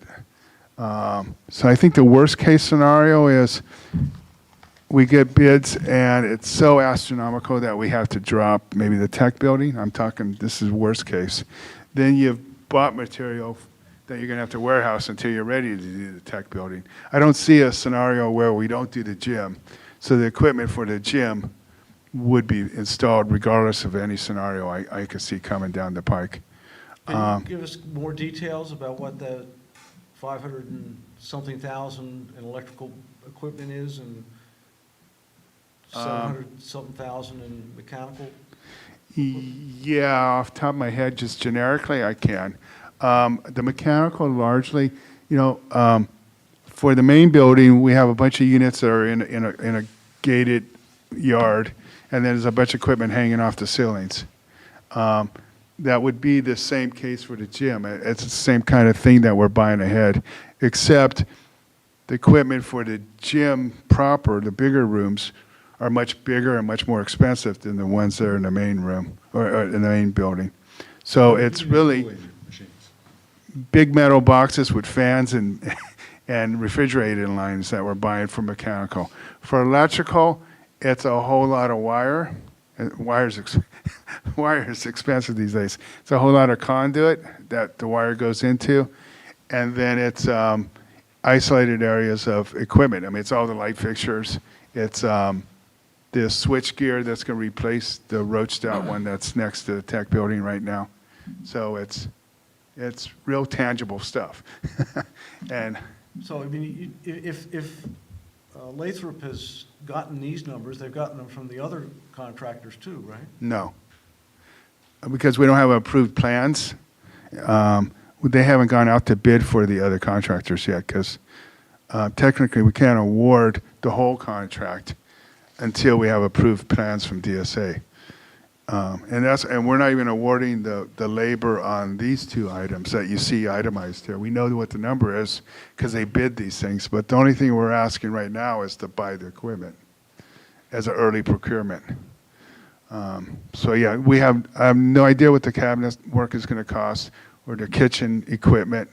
I mean, I do from the estimate, and the bet is that it's going to come in as we estimated, or better and not worse. Of the two that were bid, it came in as expected. One item was higher than expected, one was lower than expected. It averaged out to what we expected. But that may not be the case for other aspects of what still needs to be bid. But I think the more risky stuff, the thing that could vary the most are these two items. So it's a pretty safe bet that when we do get the bids, they're going to be close to what we're anticipating. And if they weren't, I think the fallback would be to pare back things that aren't affected by the mechanical or electricals because we already bought the equipment. And the absolutely worst case scenario is to pare back one building out of the two, and that would be the tech building. Sorry. He's not listening. So that's kind of where we are right now. I think that's the last slide too, huh? So I think, I guess I hear what you're saying, but it's still surprising to me that we think these are firm bids. These are firm bids. These are firm bids. They went out to bid, and they're firm bids. And there's quite a variety between them. I mean, there's one of them almost, the mechanical one, took the slide down, but the low bid, out of the three bids, there was a 30% difference between them. Yeah, the Div 15 Yeah. looked funny. I'm sorry, what? The first on the mechanical, Div 15, something's not right about that number. Yeah, and they're the contractor on the first phase. And it wasn't, we only got the two bids, but there's a list of who they approached, and there was probably 6 or 8 contractors. I'd have to go back and look at, I might have it on, If you I recall might have some it. of our bid numbers I meant to be in from your phase one, other report, there but were some giant Oh, I know. spreads. Yeah. I don't think there was anything greater in these. yeah. Yeah, I mean, Div 15 is 1.5, and the high one is 2.17. Yeah, Div 15, their equipment was the same about the same price as everything else, and all the other the equipment was about 50% of the, everything else. So that's why I was wondering if there's something wrong with that bid. We've got it, in our packets, it's, your item, it's, Can you pull that back up, please, Aaron? yeah. There you go, Michael. You can zoom in on it. The confidence they have with Division 15 is that's the same contractors as doing Phase I'm 1. not saying that, I'm not Yeah. saying they're wrong, but I'm just Yeah. saying it's, you know, when you, as you do, Yeah. you look at things, something looks out of place, you ask a question why. Yeah, What's reassuring for me is that both of the low bidders were a little under the estimates. Yeah. And in the meetings I sat in, Lathrop's estimates and QKA's estimates were actually very close. yeah, And so that's reassuring. We didn't have, in Phase 1, it was not it wasn't like that, like yeah. that. Yeah. There was a lot more volatility. Okay. So I think Yeah. that's helpful. Yeah. It shows that the estimators have been able to catch up with the environment. irregularities in the market. to some Yeah. degree. Okay, good. Yeah, So you see what I'm talking about there, Don? How their scope is 700 and, I guess, 770 maybe? right. And the other two are 1.2 and 1.5. Yeah. And the equipment is similar price. Yeah, If that's good, we're all happy. yeah, I mean, they all have to pay prevailing wage. And Division 15 Lathrop has worked with in the past, so it takes a little bit of the factor out of it, but yeah. And a lot of times the general will go to these guys, and sometimes even before they're established their bid and not divulge the amount, but say, are you sure your number's right? Have you taken into account this? Because it's coming in kind of wonky, compared to the other two. So there was probably some dialogue on that. And, the contractor usually can say, oh, thanks, let me look at that, or, no, I'm confident, my number's good. It's really The effect of us approving the recommendation later is to approve the Division procurement. 15 and O'Rourke as the contractors for those two parts of it, right? Yes. Yes. I mean, Yeah, that's the you other. can't mix and match the labor and the material. No. We're pretty much saying we're accepting your bid, even though we're just not accepting it on paper and completely. Yeah. Yeah, no, they're the ones purchasing the equipment for us, and we accepted their labor bid. I mean, in theory, we could back out and say, no, we're not moving forward with the labor. Thank you very much, deliver the material.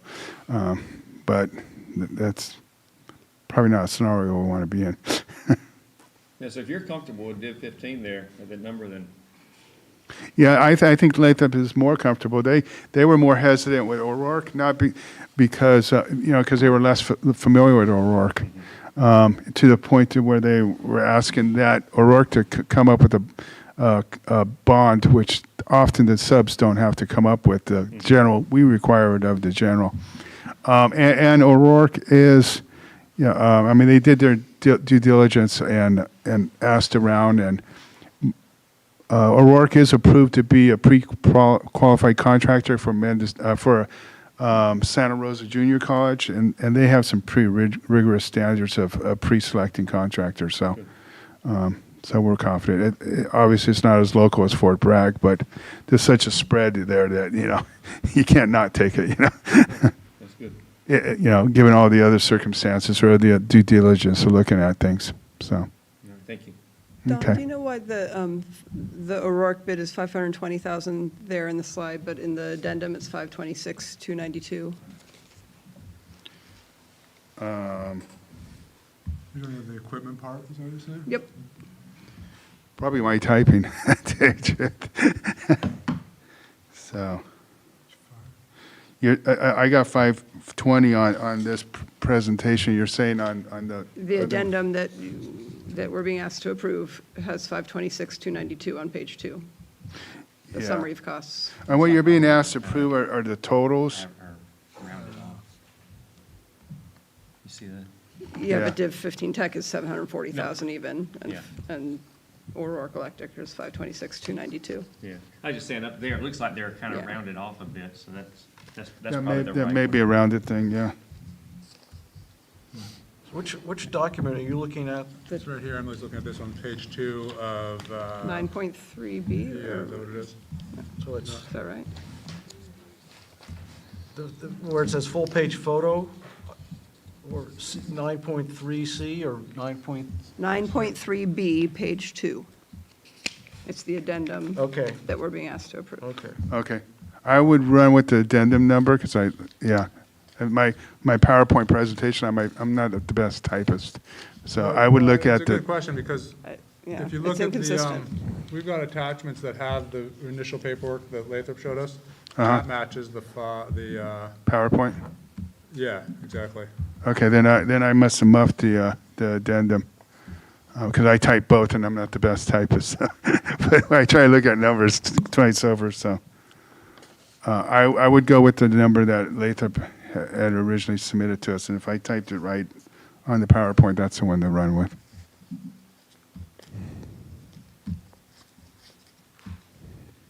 But then there's liability insurance and bond premium and an LCA fee, and I think those are based on the subtotal, right? So Yeah. aren't all the numbers off then? I guess I'm wondering how I mean, do we just approve it in concept but not the exact number? Yeah, I mean, I would like to go back and clarify that. I mean, I think you could vote on it in principle, and we could I don't think the dollar difference is that Yeah, I'm happy to substantial. do it not to exceed or something. Yeah. I don't. I mean, before we execute that addendum, I'll make sure it's correct. Because I know, like on the O'Rourke number, they part of it was the bond for O'Rourke and the bond for Lathrop that we require. So that's where the difference may lie, is in those costs and not the bid number from Lathrop. I mean, from O'Rourke or from Division 15. It's those incremental percentages that might have got a little skewed from me or something. So, Okay, we can talk more about that when we get to that item. Is there anything else you want to add to your report on the? no, I'm open for questions, if you have other kind of questions. Are there any other questions? Okay, so, I guess it is the next item on the agenda. Okay, I wasn't sure I didn't have the agenda from me. Consideration of addendum to leaseback agreement. And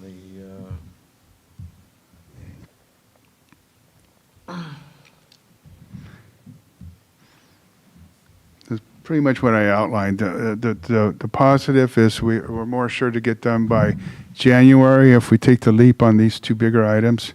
And the downside is things go so astray that we have equipment warehoused until we could afford it. Is the other.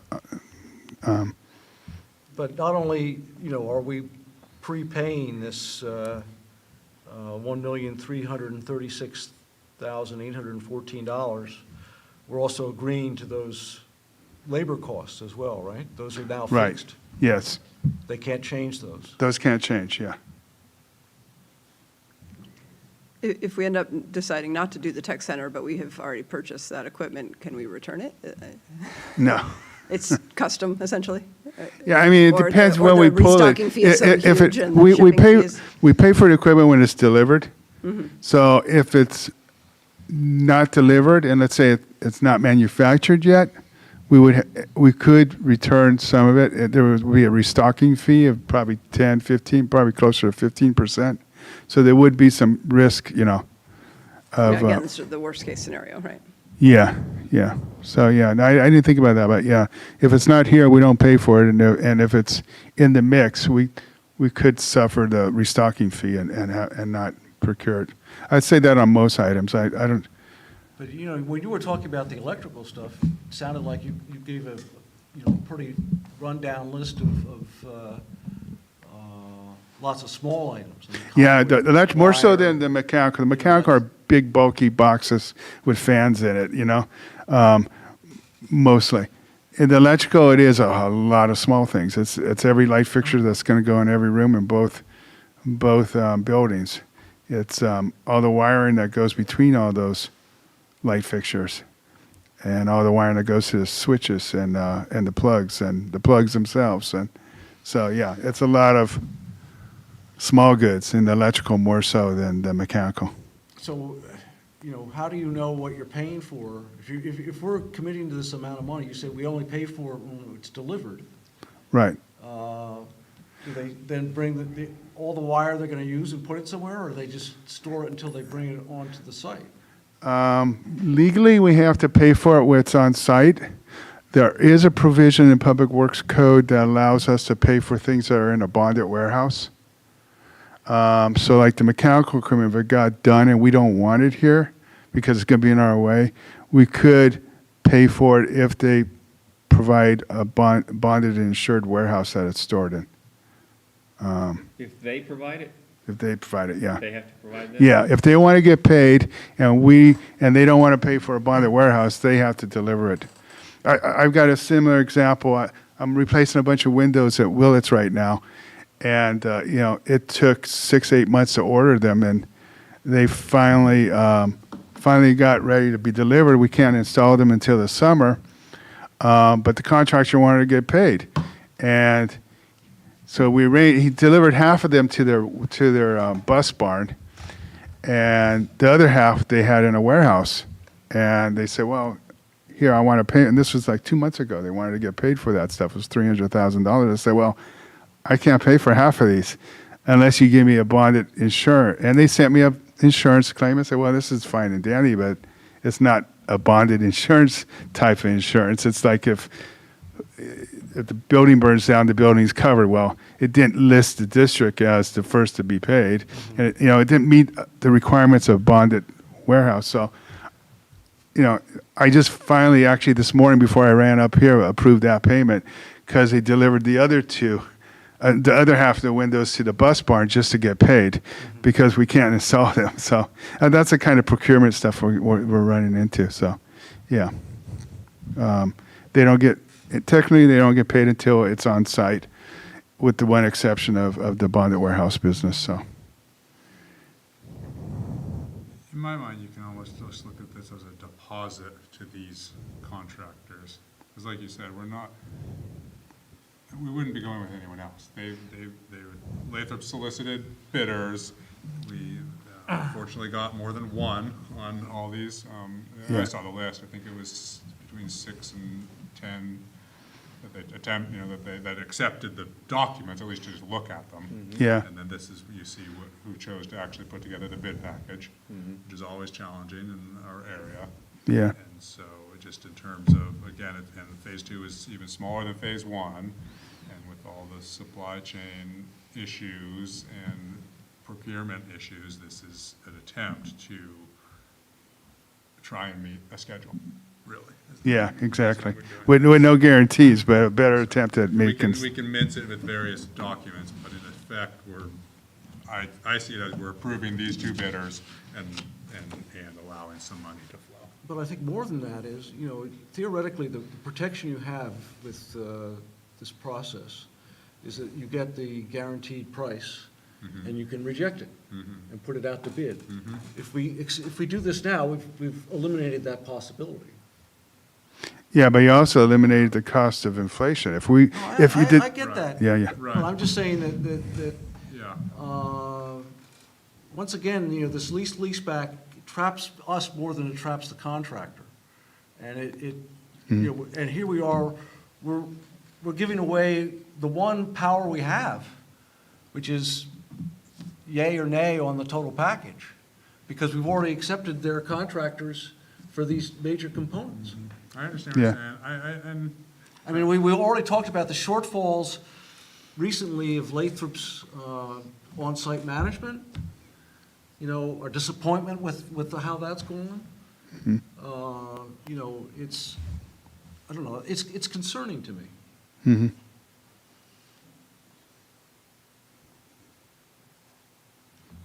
Sounds like Wind Spirit you support going ahead with this. I do, and notwithstanding Michael's concerns. Yeah. Yeah, I do. I think I agree, Michael was skeptical of the lease back from the very beginning. And I don't know if it's necessarily saved us any money in this whole process. I think it has allowed some negotiating, but I don't know, Don, if you have an insight on that. It hasn't felt like a massive money saver.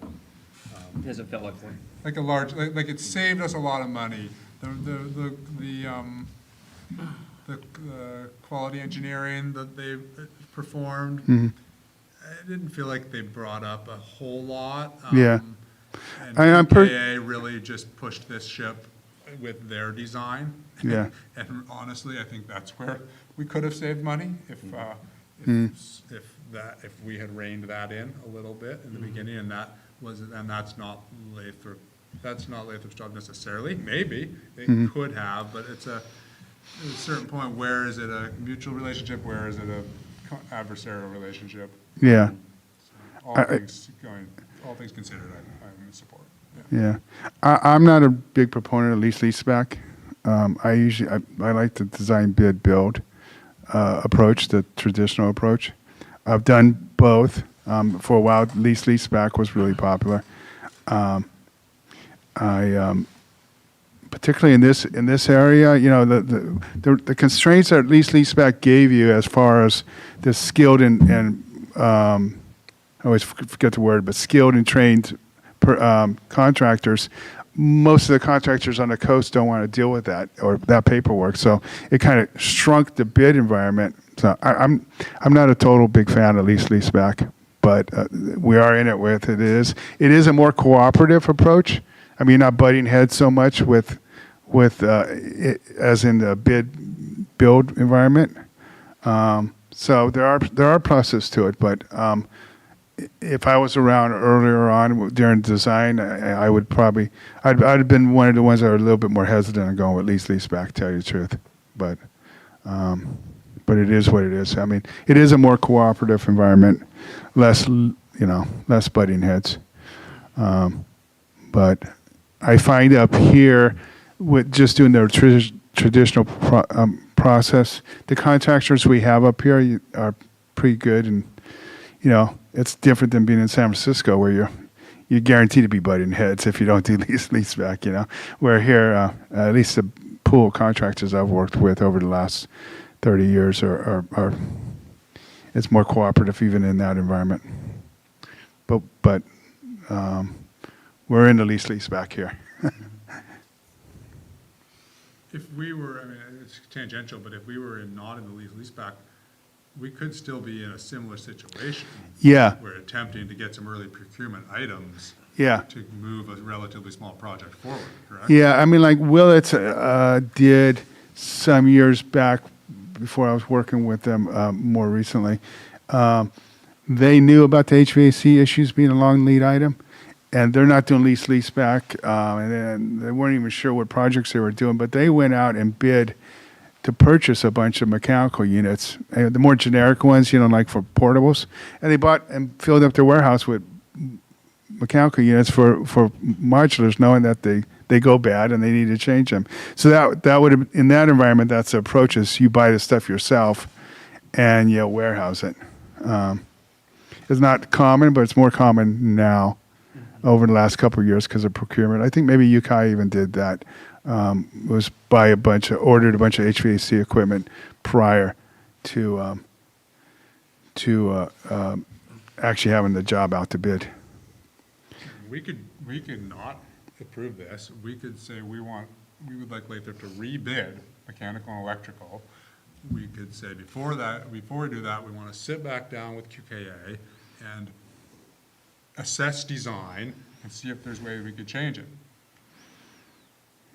I don't think we're going to get really anywhere. The horse is already Well, left the I mean, ball. unlike phase one, I spent a lot of hours on the documents of phase two. And spent a lot of time with Don and really tried to find places to save money. And There's not a lot feel to be like I had, yeah. exhausted everything I could. There's so Yeah. many, what I've seen as phase one has progressed, particularly in the mechanical and electrical, there are so many rules, state regulations about how these systems must work that we don't have a lot of flexibility in this part of the project. And it is somewhat frustrating for me. I don't, if I were to sit down with the architect and what could we pull without really kind of scratching, like Don said, one or the other building, I don't feel like there's a lot of wiggle room. Yeah, no, there isn't, yeah. There was some in phase one that didn't happen, and that's just, and I've mentioned that, the fact that we split these up, and then we have what we're left with. But circling back, the fact that these came in a little under their estimates is a good thing. Yeah. We can hope to actually complete what QKA has most recently amended and said, we're going to attempt to complete in this phase. And hopefully not next summer. Hopefully not, and hopefully not next summer, exactly. Yeah. So, I mean, if you don't move on this, it will be April next 20th. summer. When are we going to get the GPM? We have to get the approval from DSA of the plans, and then we could advertise the whole package, and then we'll have the GMP.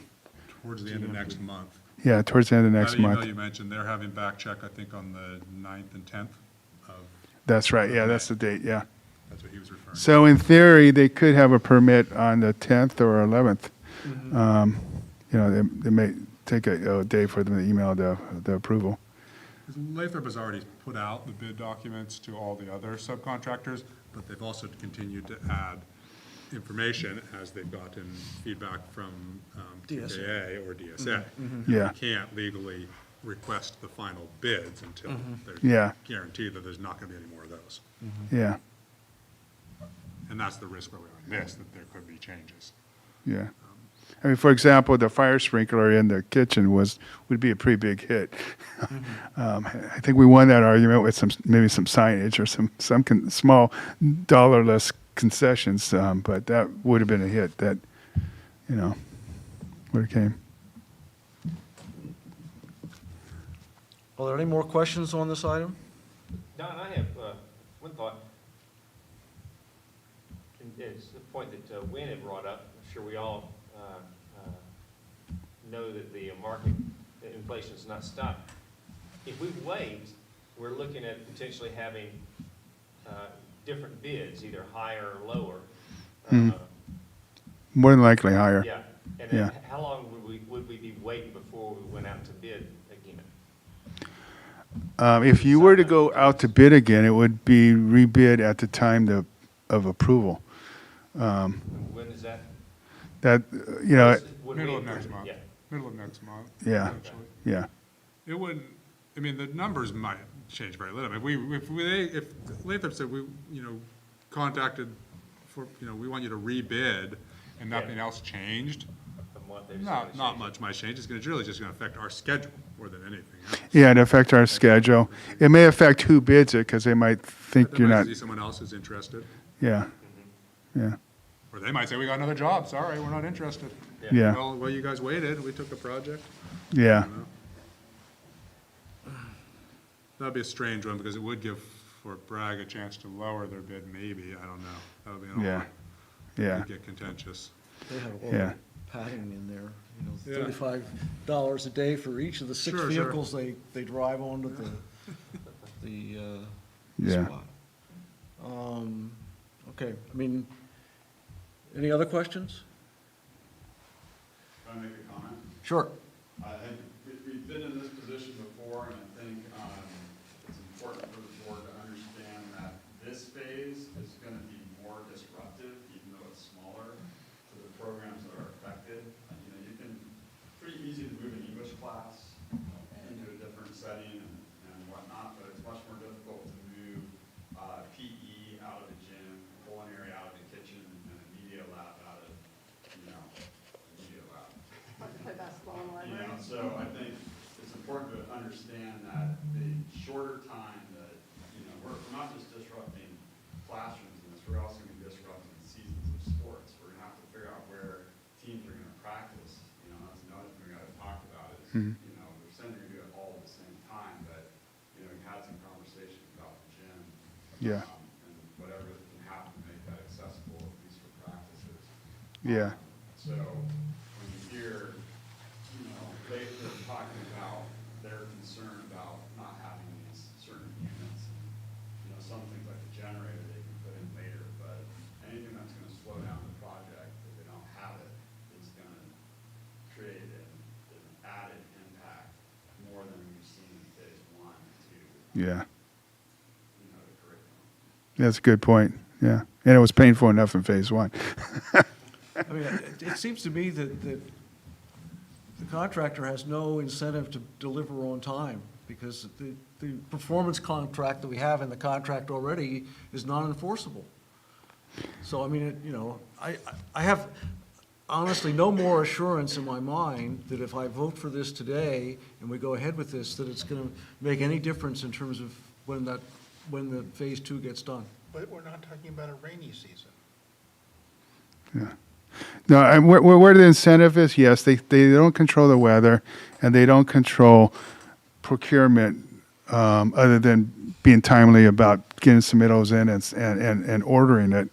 They are, I mean, if they sat on their hands and they didn't order it, that's on them. But But they subcontract almost all the job out, so you got the contractor who's doing the frames for the pictures is delaying that project because he hasn't finished the work that should have been finished in December. yeah, there's something called concurrent delay. I mean, if the only thing was holding up finishing that project with those picture frames, we could hold them to the liquidated damages. But concurrently with that, we had the rain and we had the procurement, so that kind of evens things out. So notwithstanding, if they are late for other than rain or procurement, and it's something in their control, which most other things are other than those two things, they are on the hook. And if they weren't done because of window sills and the frames, and that was the only thing we could enact liquidated damages. It's just we can't do it when there's concurrent delay that's out of their control.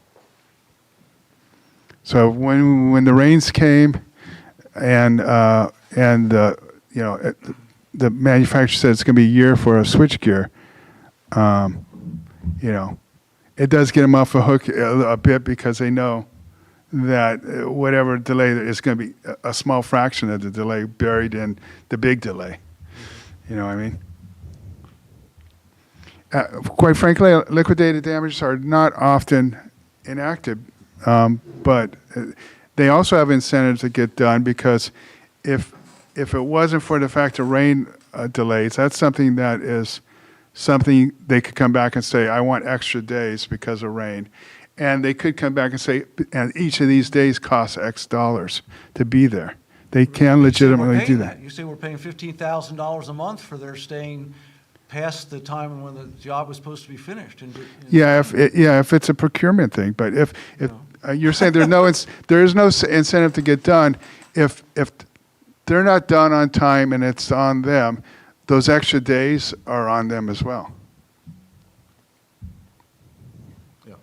Yeah, but to be truthful, most jobs don't. The liquidated damages aren't usually. It doesn't rise to that occasion. We're wandering off the topic. Is sorry. there any more questions? You can. It's been moved. Is there a second? Second. Any more discussion? Aaron, would you please call the roll? Trustee Griffin? Yes. Trustee Gay? Yes. Trustee Morton? Yes. Trustee Ohm? Yes. Trustee Schaefer? Yes. Much. I know you have another another item about the architect's fee. Yep, that's next. Oh, okay. I need to get to board practice. I'm sorry. I'm kind of agnostic on that one. That's why I was going to try to beg out on that one, let you guys discuss it. But it's up to you if you want me to stick around. I don't know. Jason, do you feel you can lead the discussion on this? Sure. Okay. All right. Well, thank you very much. Thanks. Okay. See you next time. For breakers, their board meeting's the same night as us, I guess. Mm-hmm. Yeah, they started an hour later though, so he tries to make it to both. The first fee increase for a civil engineer and the acoustical engineer was essentially done. Those engineers were hired, and then we were asked to approve them. And I ran that by the facilities committee, and we felt like Mark should have run them by us first and then brought the engineers on. I know WindSpirit had a conversation with him. I've had a couple of emails with him. He realizes that, apologized for it, and we'll go about things differently in the future. And then the next one is just that. He is asking for approval for a Phase 2 increase for 5,500 because as the project carries on, they need to have their, I forget who it is, but one of their employees attend the weekly meetings. Kristen? Yeah. So it's more than $5,500 the total, right? Yeah, for the, it's 31,000 for the first, for the Phase 2, and then 5,500 for the next one, I thought, isn't it? That's, yeah, well, he Am I wrong? did something, I think that sounds right, but in the first one, the two items are the ones that he Yeah. proceeded without approval. But Right. then, because we haven't moved on this, he added this increase number 2 to the civil engineer. Yeah. Which is a much smaller one, which I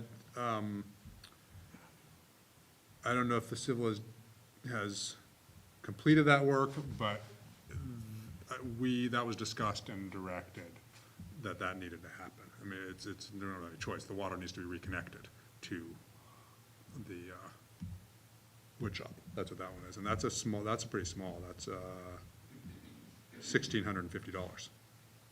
So if you take the 31,900 minus the 1,650, that's the total of the two that he moved Oh, I see. on. Oh, for the civil without- engineering, right. Yeah. Got with it, got One, the first one was about the work to repave, restripe, You're right. reconnect where the portables are, and the other one was the acoustical engineer for Right. the tech building. Why did he do that? Was he just made a mistake? Why did he do it without asking us? Because that's what he usually does, and this is what he told me. We talked about it quite a bit. And it's in the scale of his scope of work, bringing in the engineers for the individual trades is what helps prevent claims and legal disputes. When we had the conversation, he said they were involved in 2 or 3 others. He said that if we had pushed back a bit and said, why couldn't we do this in-house? He said that, in fact, they probably could have, and he probably would have written a letter asking us to acknowledge some possible liability, that the acoustical might not be just right, or the striping might not be just so, but go ahead, because of his trust in our understanding and the working relationship that we developed. You feel like we're getting value for this extra money? I would have pushed back and said we didn't need to spend that money on both of those. I don't really, those portable, the repaving and reconnecting it's basically capping, because there's a temporary restroom. As far as I know, the only work is gonna be closing off a sewer tie-in that was put in for temporary. I don't see where you need a $6,000 engineer to do that. And by the light, and legally, they don't. Don would concur, he's left. These are things that any architect could do in-house. But when you reach an operation the size of Quattrochi's, and you've got a category for each piece of the project, and so it's just the way they do business. So I appreciate that he acknowledged, he said to me, he said, I'll absorb it if you turn it down. I appreciate that honesty that he presented. And so I don't know, I kind of have mixed feelings, but I'm of the mind to say, thanks, we'll accept your willingness, your offer, turn it down. Give it the number 2, I definitely believe we should accept for the reconnection, the number 2 on the civil. When it says here, as work progressed on the audio spaces, staff indicated needed acoustical improvements, is that his staff? Yes, Or our? his staff in-house. That's not our audio. Well, Marshall, I'm sure, expressed what he wants in the space and how he would like it to perform. And then they went back, and the design people started doing the design, and the structurals did the structural, and then they said, well, we don't want to, we want the acoustical to agree with what we're proposing. And then sort of hypothesizing, but I think that's how that would have gone. Well, the acoustical engineer at $26,400 is by far the largest part of this process. And I'm trying to figure out, they're advising on how much acoustical work. I mean, is the acoustical work cost $50,000 and we paid $26,000 to someone to rubber stamp on the design, you know? It's not rocket science. I don't feel like there's a lot of different, I just went through this with a previous client who was very concerned about acoustical, and there's a lot of different opinions. There's various different methodologies to achieve certain goals. Yeah, that amount of money, you know, let's take the maybe not the Cadillac, but the kind of middle high road of methodology and go with it and sign the letter. Like, that's how I could have seen it play out if you'd come to us prior to hiring the acoustical engineer. Yeah. Because, yeah, none of us are acoustical engineers. But how many different band rooms have they done? I asked them, you know, many. What are the systems that the subcontractors have used? Probably not a whole lot of different systems. There's probably 2 or 3 different methodologies that are out there. It's for sound deadening, and so, you know, price one, choose one and go with it. And, you know, Marshall's classes might have suffered, possibly, but I don't want to hold my breath that this will be perfect, even though they did bring in the acoustical engineer. We probably wouldn't have paid for the acoustical engineer, so my way of looking at it is, everybody makes mistakes and does some things that maybe aren't exactly what we'd like, but then it falls down to the question, did we get value? If we didn't get value, I think we should pay. Right, we won't know that till the project's done. Yeah, but I think that even, as you said, even if, I don't think we would have paid $26,000 for an acoustical engineer, and then you're just hoping that the work that gets done is worth it. I just don't see it. Right. So your recommendation, Wind Spirit, is that we disallow the acoustical engineer and the number 1 increase for the civil engineer? Tentatively, yes. Do you agree that we should pay that one? This No, he- number 2, just the He's suggesting we only pay the well, I 16, definitely believe we need to pay the increase number 2 for the civil. the which is- 1650, Yes. I and, believe- and to disallow the, Maybe split it with remainder. them. I don't, you know, it's an odd position we're put in. We haven't had this opportunity to, you know, to pull back on any of his other specialists that he brought in, to, like. yeah, it's just, I'm just gonna reiterate what you just said, Mr. Spirit, which is, you know, I think we've been super accommodating, and we've done everything we can to try to move this project along. I think this is you know, there's been a few missteps, and this is a pretty obvious one. It's a fully over-designed based on the conversations that we had. We talked about some acoustical glass in the doors, and that was like, we were good with it, and Marshall was good with it. What it is now is not any, you know, and it's functional.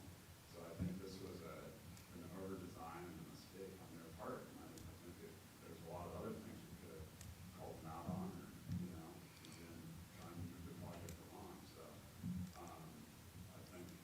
I mean, I think, given the fact that on this part of the construction, just on Phase 2, his fee is over $1 million, I don't feel badly about asking to absorb, you know, 30,000. Right, and it's our next topic, but he's asking, you know, he can't absorb another 6,000 of the construction manager, or, what is her title? Is CM or something, I think it's construction manager. But that's what the next one we're gonna talk about is. And that, To me, somehow that was part of the agreement anyway. right, well, he's saying, and Don didn't really get to quite answer your question, but what he's saying here is that, I mean, that was a line item, and because of the delays, it's justified to ask it, I guess. I'm curious if I'm assuming the contract supports it. So we're jumping between 2 different topics, but I think they're related. I think it's reasonable to talk about them both. And he's asking to absorb, he said he basically wants 25 more hours of hers, I think, covered, 30. 30. Oh, recapture No. 20, recapture Yeah, 25. Right, Yeah, you're right. $5,500 out of $1 million, I mean, it's, Could we authorize Jason to, you know, negotiate up to a certain amount to resolve this with him, whether it's 5,000 or maybe it's just those first 2, the increase 1 and 2, which is, you know, 5,400 or so, or, you know, maybe we cap it as something else, but, you know, say to Jason, you know, go back to him with a counteroffer and we give Jason an amount that he can go up to resolve That could work. I mean, I don't know, maybe you remember, Michael, but they're being paid on a percentage, correct?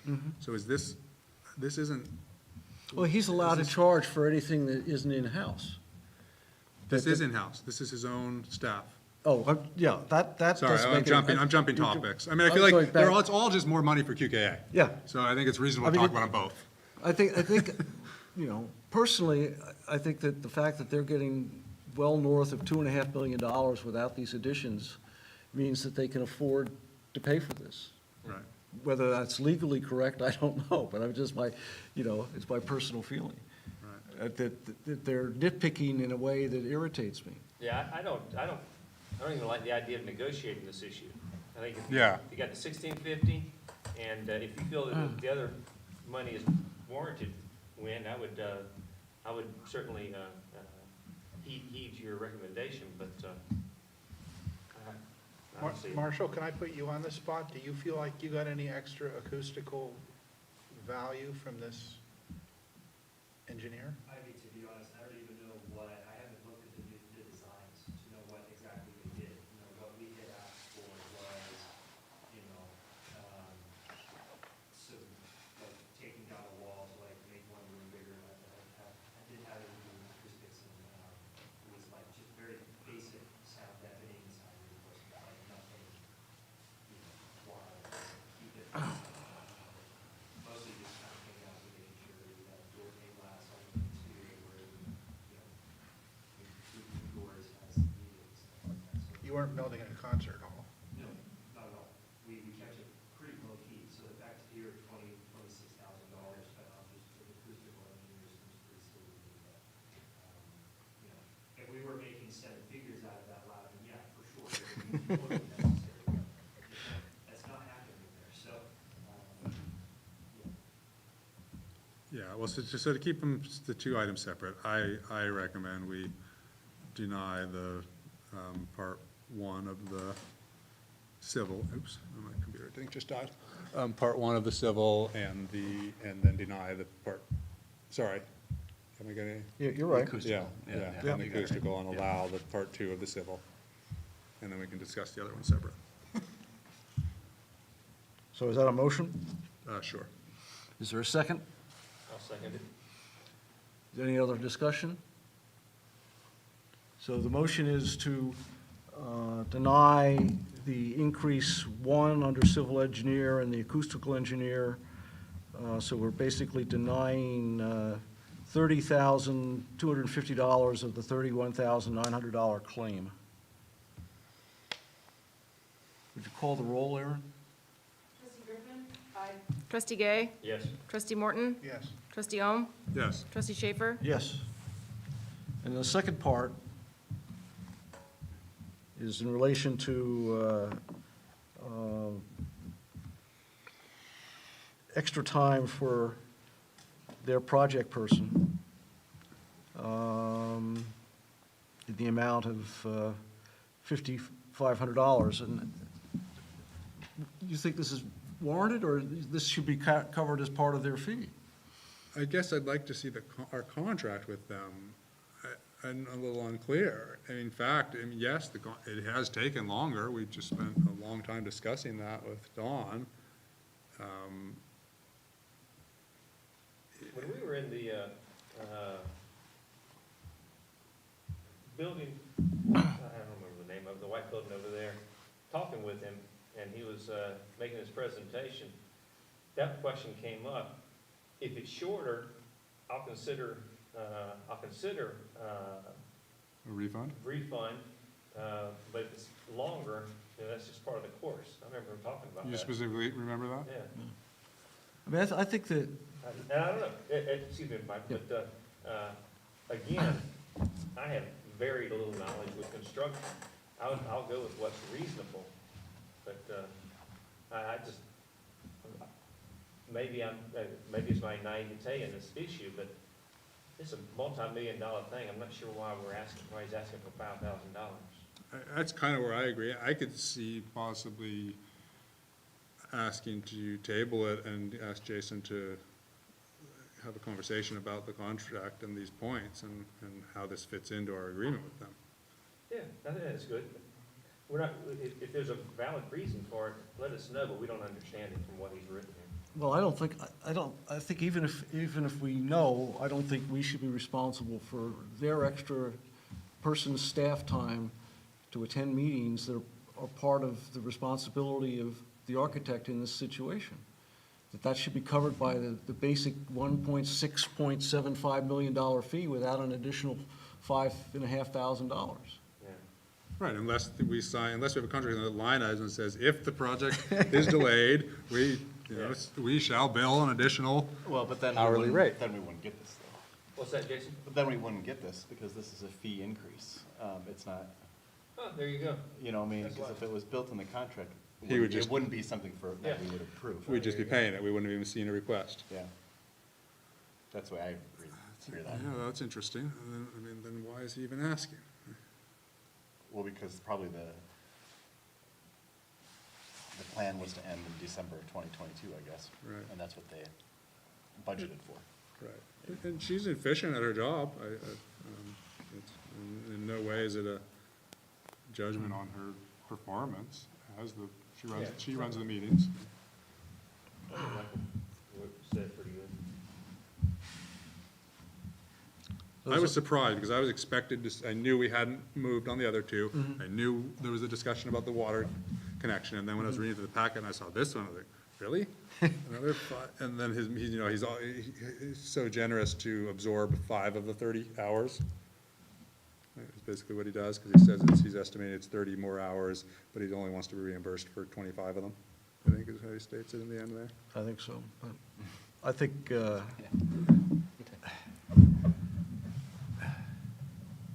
anyway, I think we have a consensus that someone can make a motion. I'll move to deny the extra hours for attending meetings. Is there a second? Aaron, would you please call the roll? Mr. Griffin? Yes. Mr. Gay? Yes. Mr. Martin? Yes. Mr. Young? Yes. Mr. Chambers? Yes. Okay. 9.5, TK and pre-K at the K-8. We've So I'd got- like to, What? oh, sorry, go ahead. We've gotten lots of letters, which I hope everybody's read, and Jason's going to lead this discussion. Yeah, first I want to commend 3 of you for hanging in for 2 hours and 30 minutes in a very cold room, in a very comfy chair. I'm sorry, but that's how it goes. So, yeah, I'll just use, your name, because you know that. Jessa contacted me a little while ago and just said, she's aware of many parents in the community who, many parents and prospective parents, that were interested in a preschool here at the K-8 school. And after a little back and forth, I let her know that we had discussed this in previous years, and she wondered how she could get her message across, or her interest. And I suggested writing letters to the board. I know that the board reads every letter that comes in, and you appreciate hearing from the community.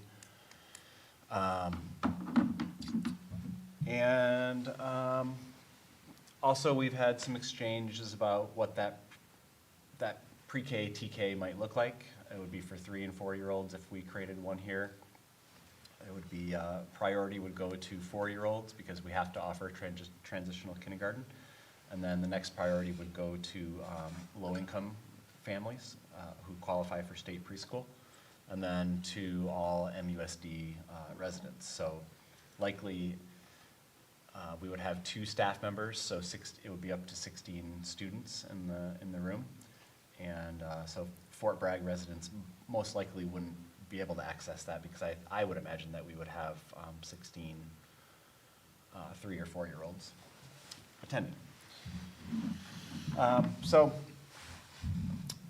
I think at this point, though, maybe we should open up. You want me to say my recommendation or what I think? I just don't know if this is the right time. I think, Or do you want to why hear don't- from? you've researched some of the budget ramifications. Well, I have, but it's still very unclear because I don't know who would be in the program. So right now, we don't have any state preschool slots available in the district. Well, we have 5 at Greenwood Preschool, and I think 3 of them are being used, 2 or 3 of them are being used. So you can transfer those slots to the K-8. But that leaves only 2 state preschool slots. We would get money from the state for those students. We wouldn't be able to charge for 4-year-olds to attend because it's free. So the only people we'd be able to charge for are non-qualifying 3-year-olds. So I just don't know how much, I can't predict how many students we'd have, but we would need probably similar, we would need to have a fully credentialed teacher because it's required if you have a TK program and a pre-K, they need to be early childhood qualified as well as fully credentialed. So that would be probably, it would be a half-day program, I would assume.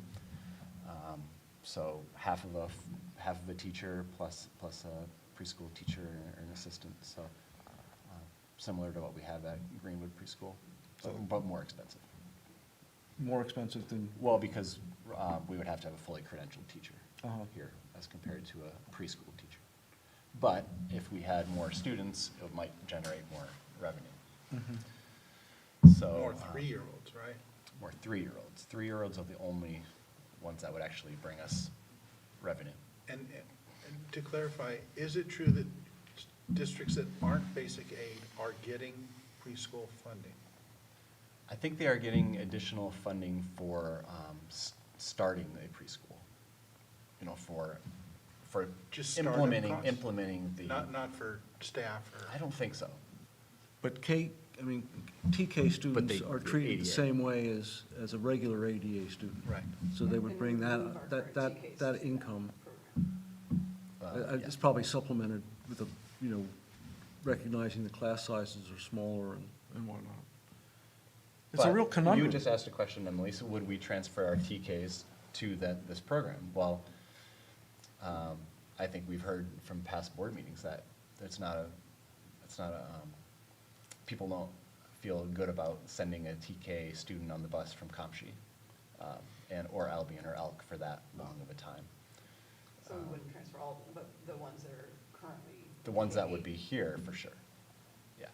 I mean, our current TK enrollment is 4 in Comshi and 2 in Mendocino. It changes every year, but It we're gonna have changes. more and more as they continue to move the Right. date back. Well, and, it's such a conundrum because, we've talked about the value of pre-kindergarten education quite a bit on this board. And we recognize that. And yet, at the same time, we are in a situation where we had to lay off about, $700,000 worth of employees for next fiscal year, and we're anticipating equaling that or exceeding that for the following fiscal year. So it's kind of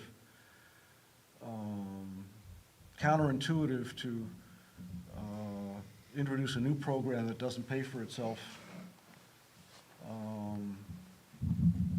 into our budget. That's the hard part, is that when we talk about $1.2 million of cuts over the next 2 years, how can we justify adding a new program? But we do value it here, and I'm willing to hear what the board thinks. I also have a presentation from Jessica Ballard at Greenwood Preschool. I asked her to create a slideshow about kind of what we already have, so we already know that. So can I show that? or- So, oh, can you enable me?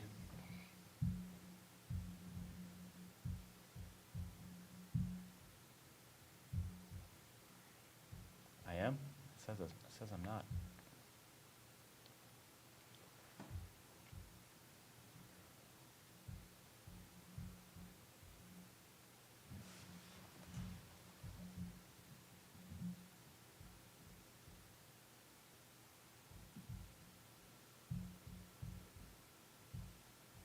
There you go. All right.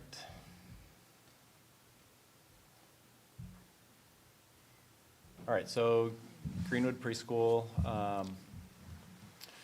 this is we have 2 teachers down there. Jessica's the site supervisor, and Madison McKinney is the assistant.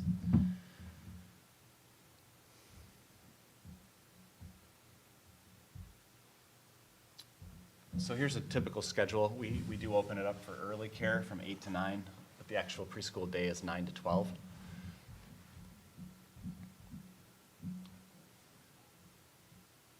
can see the schedule here.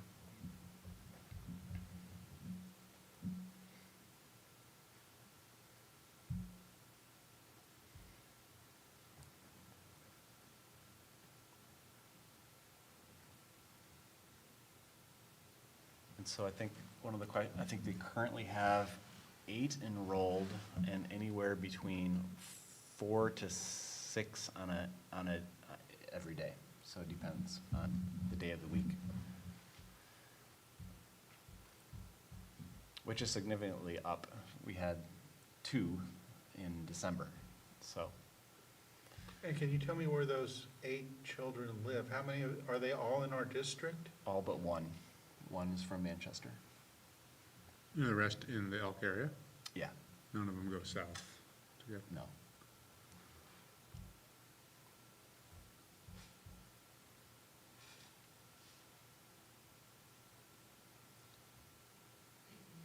And what's the limit again on a class? It's 1 to 8, 1 to 8? so 16 is the top.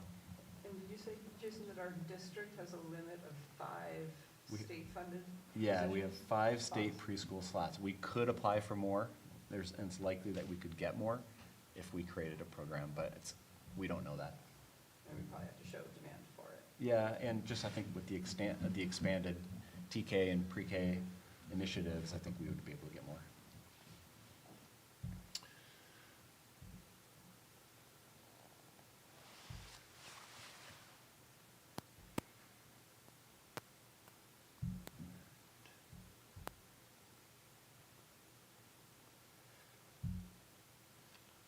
You know, one of the things that I'd always hoped that we would have with our ELK program was integration into, as they move into first grade, and collect data in terms of how students who had preschool and transitional kindergarten did compared to students who just started it in first grade.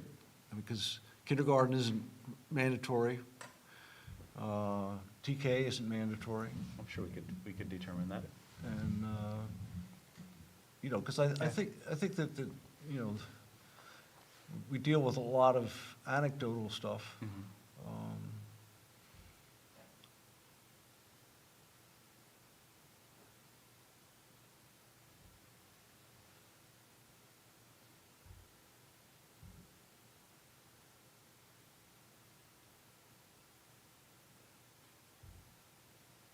It's a high quality program. Jessica's a fantastic teacher. We've always just struggled with enrollment. And one of the things that she says is the most important thing is if they went to full day, she believes that they could have their enrollment well into double digits, 10, 12, 14, because parents need that full day care, and half day is really hard. And she thinks that parents would even drive from Mendocino or surrounding communities to bring them to Elk a little further away if they were able to bring them for the full day. So, but again, that's adding program, that's adding expense. But that has the potential, you know, the added expense Would have conceivably added would pay for itself. Good. Well, I don't know if it would pay for itself, because then we'd get into full-time staff, which is very expensive. Because you're Benefits. we're not paying benefits? Okay. Could we have a preschool program that's 2- and 3-year-olds and keep the TKs in the TKK classroom? And thereby make more money off of it? Yeah, you could. I think the ratios are even lower, though, once you get 2-year-olds in there. So we'd have fewer kids. But yes, you could. The ratios of Staff adults to, children. yeah. I mean, you said you talked to Rainbow School, Mhm. and they were more concerned, again, about whether we were half-day or full-day? Yeah, once again, they're not, and I don't believe they're every day of the week for 3-year-olds, right? 3 days a week. So if we did a 5-day if we did a 5-day-a-week, full-day program, they would be concerned about losing their students. For sure. But they don't have any, they offer a couple scholarships, but they don't have state preschool. I mean, I'd like to hear from the parents who are Yep. here, but I'll chime in as a parent who went through this when we moved here. My son was too. It's really, really hard to find preschool options and daycare options in this community. Everybody knows that. It's expensive. There are very few Yeah. options out there. Some of the options that were out there when my son was two aren't there anymore. Sprouts Montessori, various healthcare providers or daycare providers are no longer doing it. It's hard. It's hard for working families. My partner and I both worked, and we needed a place for him to be for most of the day, not just 3 hours a week, 3 days a Yeah. week. That was, 3 hours a day. That was not enough. And we were really, really lucky at the time that Sprouts Montessori was there, and that was a good option for him. But, to me, this, obviously there's all the educational benefits to it as well. But to me, it'd be wonderful to be able to do this. I think at the end of the day, though, of course, with the budget cuts and where we're at with the budget, I think to me it's a question of numbers and can we figure out a way to get it to pencil out and work. But I'm definitely supportive of it in theory. I would love to do it. I think just the question is, can we find a way to make it work? And your point is exactly the point I think of everybody in this room. Everybody wants preschool, everybody knows it's needed. And when the teachers were polled last year at the beginning of this process, it was overwhelming that they were saying, yes, of course, let's get preschool. But then when it was discussed about how much it would cost and where that money would come from, it's like, well, let's hold off a little bit, or let's rethink that. So it does come down to simply district finances. Because we have a room ready to go. We would fill it. I have no doubt we would fill it with 16. It's needed. Yes, childcare and daycare is tough to come by in this area. And so if it's 7 to 1 for 2-year-olds, can we fill it with 21 with 3 people and have 2 and 3-year-olds there and keep our TKs with our Ks? I think we need to explore a few different options and see if we can figure out what the numbers would actually look like and I'd- numbers on a piece of paper to I'd consider. really like to see that on paper. Yeah, exactly. But I don't know how, yeah, it's hard to put on paper because there's so many unknowns. There are so many unknowns. How many state preschool slots do we have?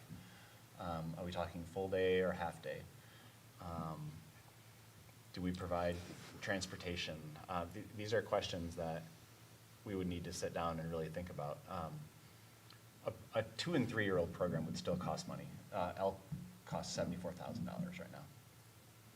So- To the district.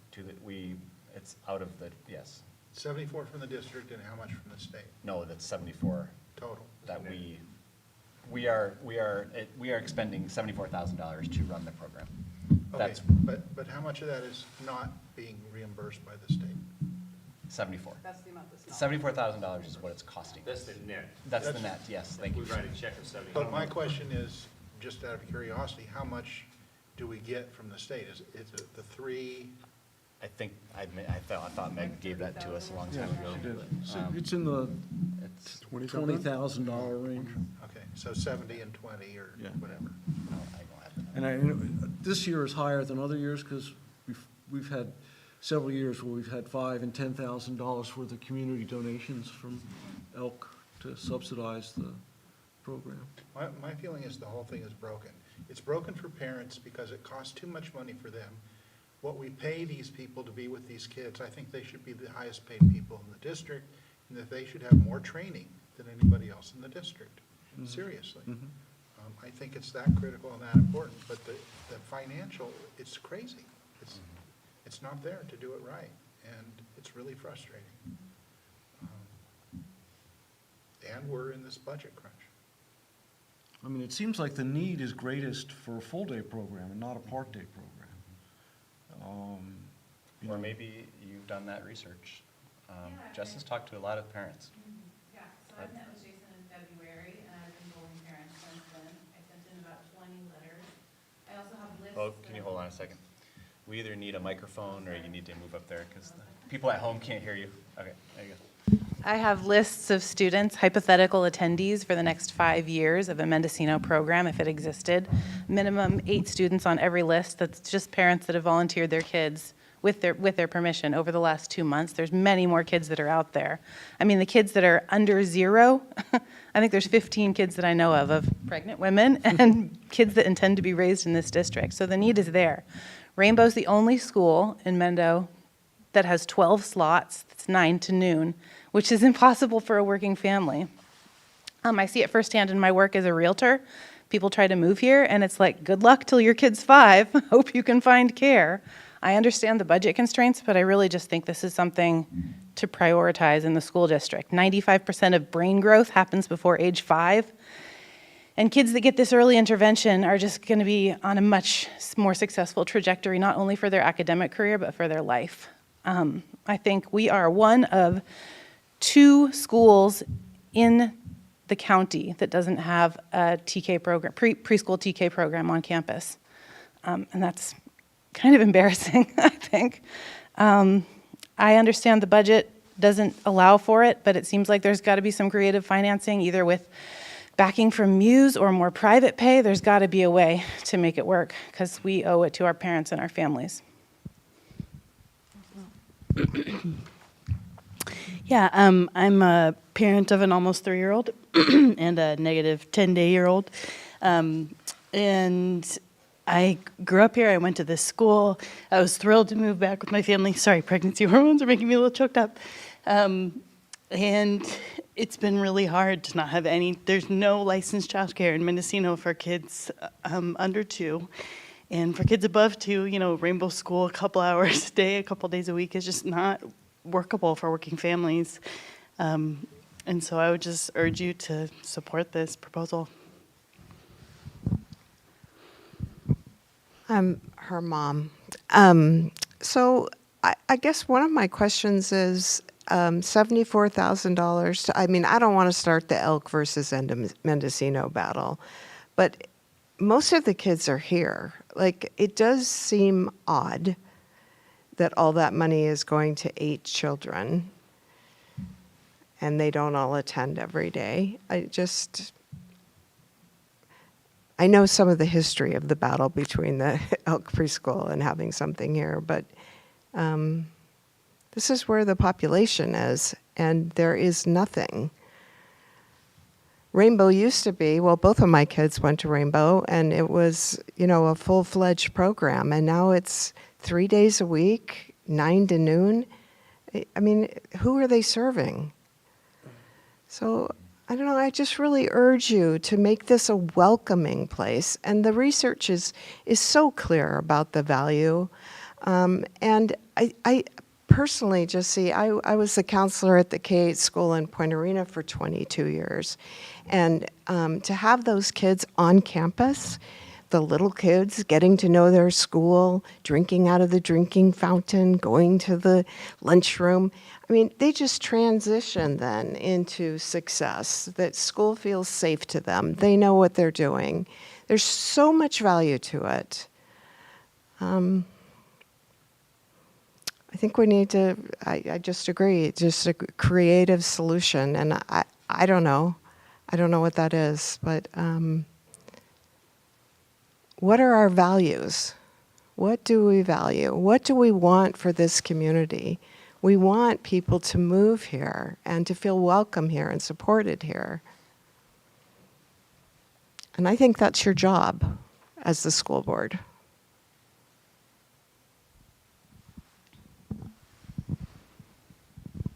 I'm done. Okay.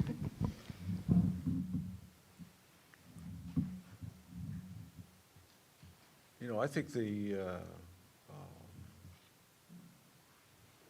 thing I would like to see penciled out is to imagine a program that is a full-day program.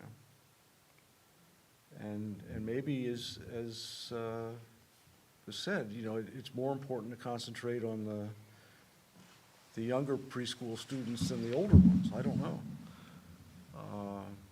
But the funding is clearer if there's, if we're having to assume no state support except for So a 2 and 3-year-old program is what you're saying? well, I mean, I'm saying we should, Because of 4-year-olds, we don't get any money for. right.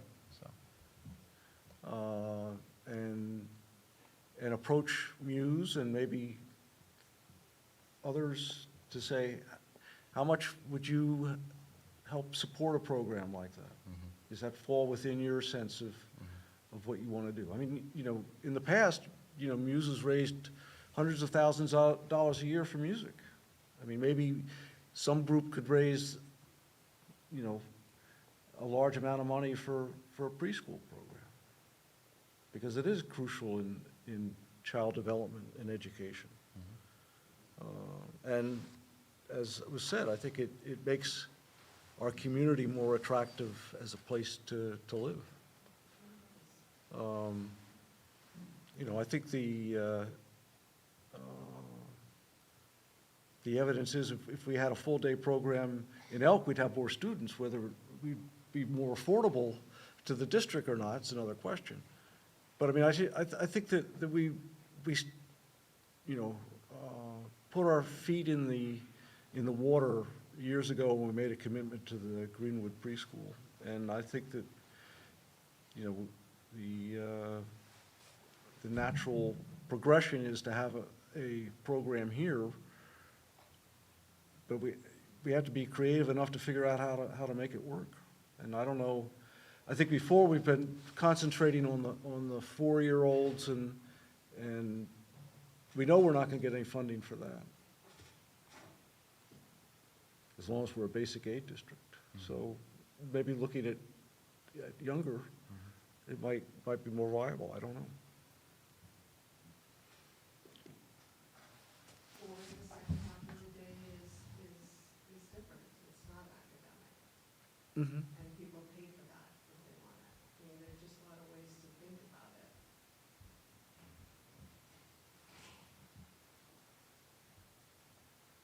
I think there's incredible complexity here in trying to make this work, and it's put right in the middle, as people have already said, of the situation where we have to cut program. We're going to cut program. It's going to be painful. People are not going to understand this or that. We are going to be reprioritizing. We do not have a choice. And I'm hoping we can do it in a fairly orderly, holistic fashion of looking at the whole thing with scenarios. I think we're going in that direction, and I think we'll get there, but I think it's going to be really hard. The person I envy the least is Jason. And then there's principals and us and employee unions, and it's an incredibly complex situation. We need to remember that we are one of the most richly staffed districts in California, period. We have a ratio of 10 to 1. No, the classrooms are not 10 students and 1 teacher. Some are, but most of them are not, because schools are not just populated by classroom teachers. They're populated by special ed personnel, speech and language, RTI, principal, superintendent. These are also included in these ratios. And if you're a big district like, well, Fort Bragg's small, but it's big compared to us, you have all kinds of flexibility for economizing that we don't have. And there's going to be some hard decisions. I hope that in the end, there's a preschool.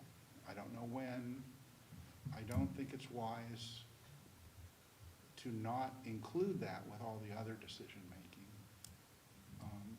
I think we need to not put the cart before the horse, even though it's desperately needed right now. Can you put those, what Jessica is saying back up there? So Jessica is here. She's saying that we need, if we are going to go to a infant toddler care, you need specific classes. So these are the things that I'm not aware of and that I'll be having to work with our, and if it's 1 to 4 with 2-year-olds, that would get very expensive. But I will try my best to come back in May if my guess is that's what you're going to ask me to do. Or even at our workshop, That's just a few weeks away, but I bet I could come up with something, some numbers and some scenarios. Some more information at least. So we can choose what age level to go to, and it's all about the age when school starts? Yeah, we just have to offer, we have to have transitional kindergarten. Which is just, that's 4. four-year-olds.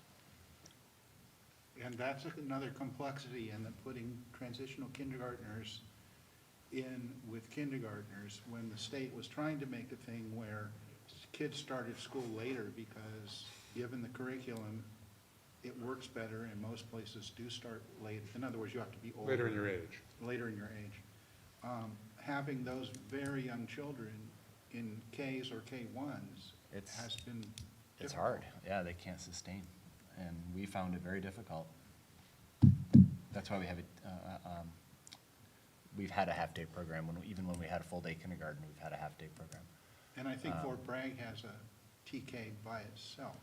They do, yeah, so small school districts have TKs sprinkled in wherever they can. It's very hard to modify curriculum. So if we started the preschool program, we could pull those ones down into Yeah. it. Yeah. Yeah. But it would take up space for youngers, potentially. Right.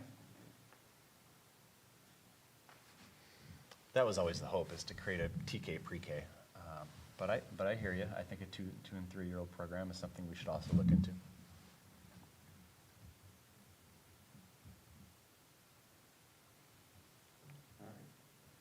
So I'm sorry, we can't give you clearer indication.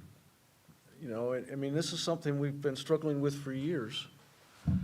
And it's gotten harder in the last year and a half because of the budget, you know, and, you know, when we compare ourselves to districts around us, they're in a different financial situation than we are. You know, Fort Bragg, you know, got a 15% COLA, and, you know, our income went up 2%.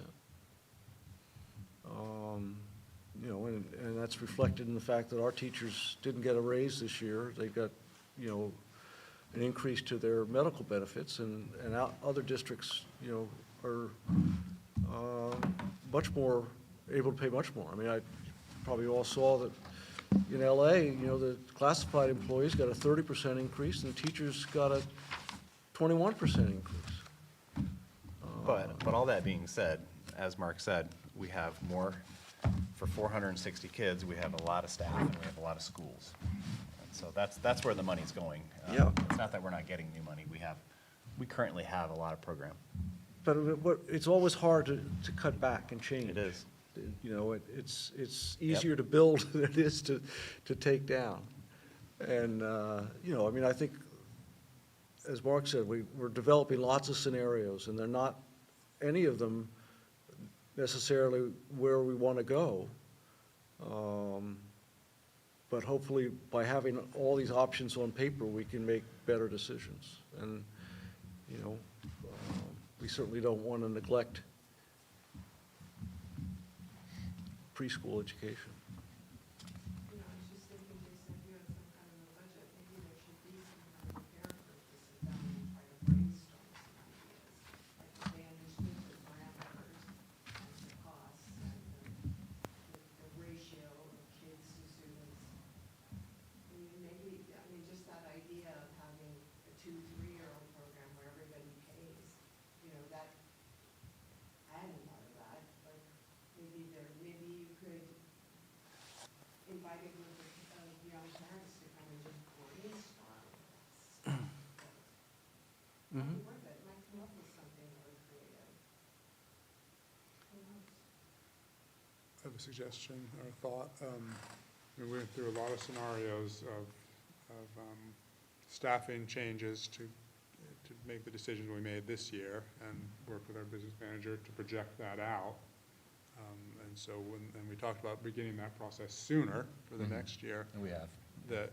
And so begin right now to start looking at scenarios where we bring on, I guess it's basically two staff to create the program, and start building that into basically what the additional cuts would look like to start, to continue meeting our budgetary needs and bring that as to one of our scenarios.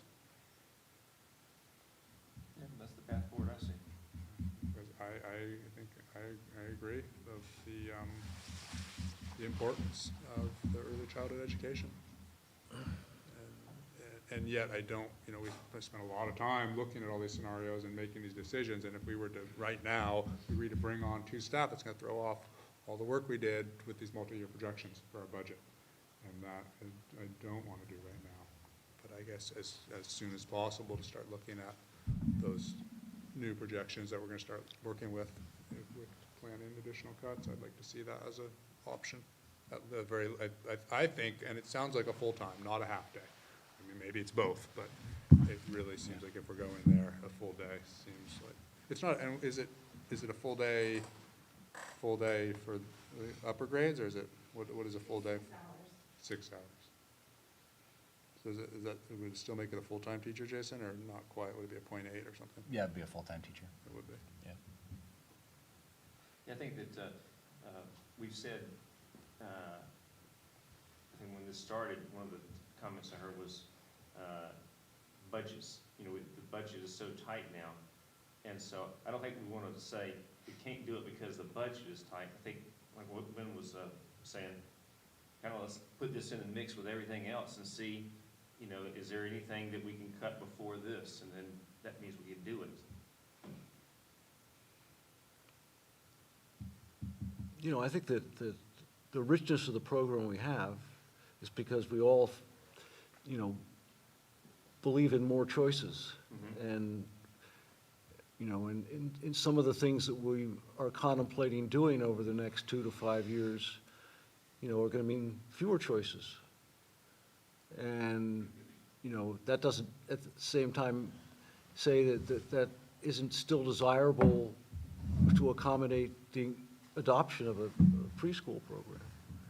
You know, we can be in that situation where we have to do one in order to do the other, is I think sort of what Mark was saying.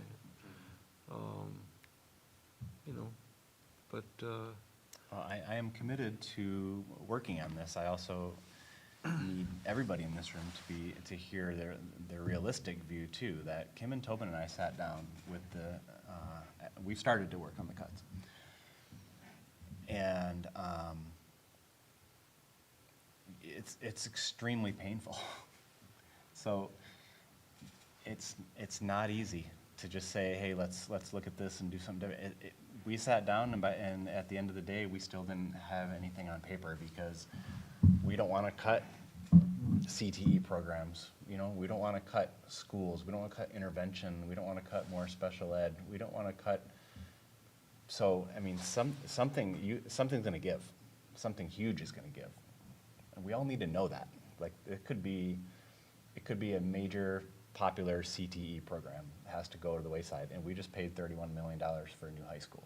And so we're going to take money out of that high school, which I get it. I'm totally into the preschool, but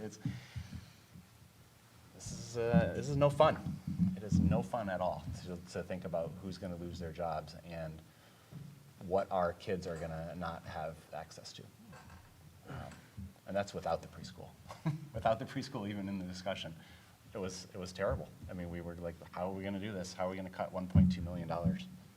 So, but we will work on it, and we will put it in the mix as something. So to clarify again, that's 1.2 million over the next 2 budgets? Over the next 2 years, yeah. Yeah. Not next year, but Right, the 2 years after starting in that. 24, 25. Yeah. But I think to the point she made earlier, you know, I've heard fantastic things about the Greenwood preschool. It's half an hour from my house, which is just not feasible.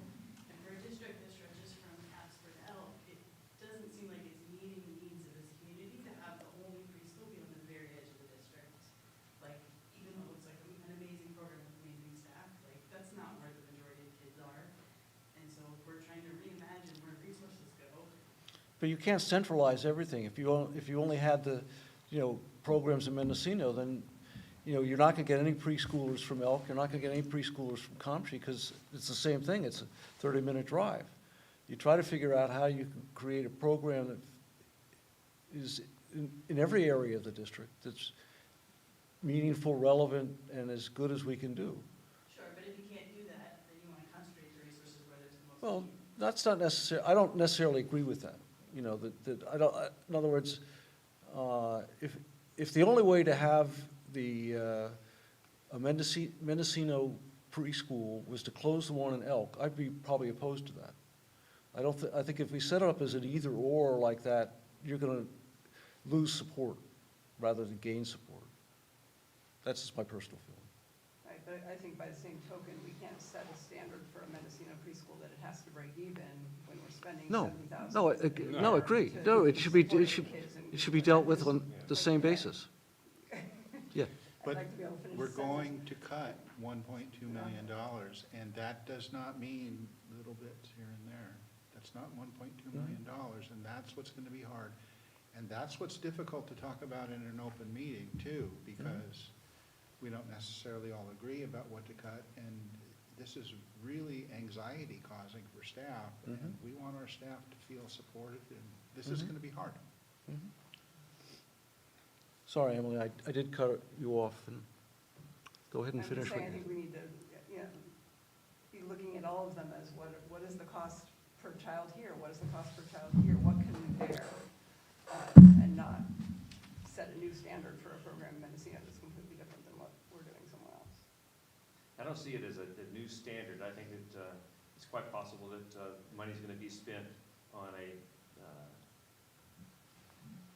program here that is going to cost just as well as it is Elk. But to Michael's point, you know, everything that you said, if you'd put it 180 degrees, exactly what somebody from an outlying area would say. And they have even less resources than somebody who lives in this area, so we have to respect that as well.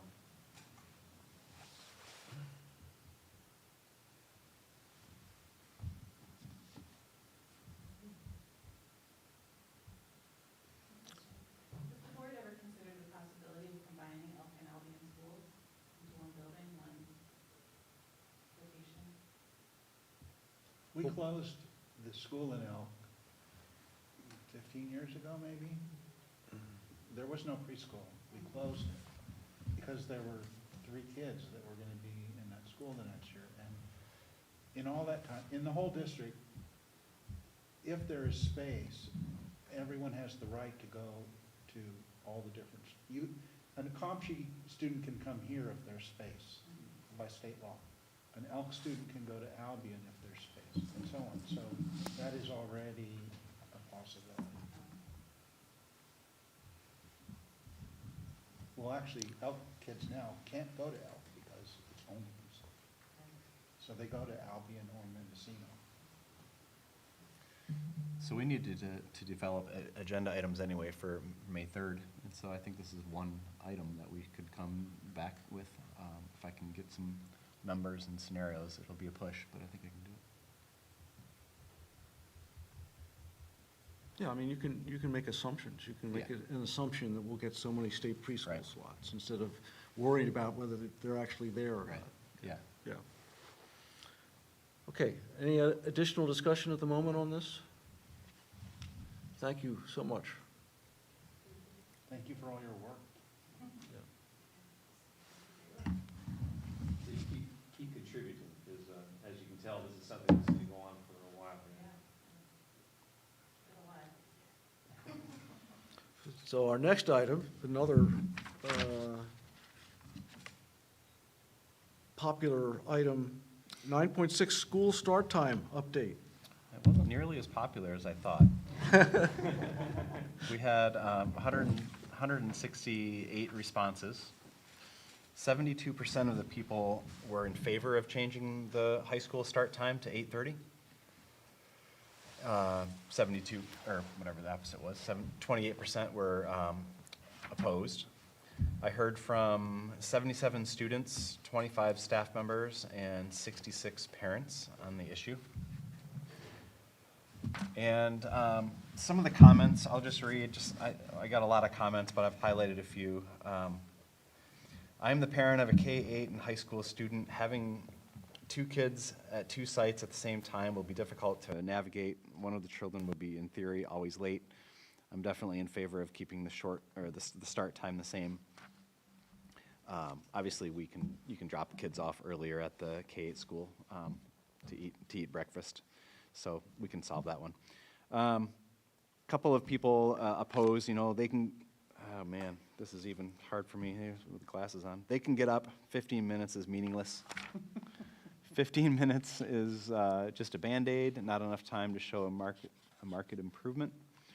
15 minutes is not enough time to truly make a difference in students' sleep. Parents rely on this early drop-off in order to get to work.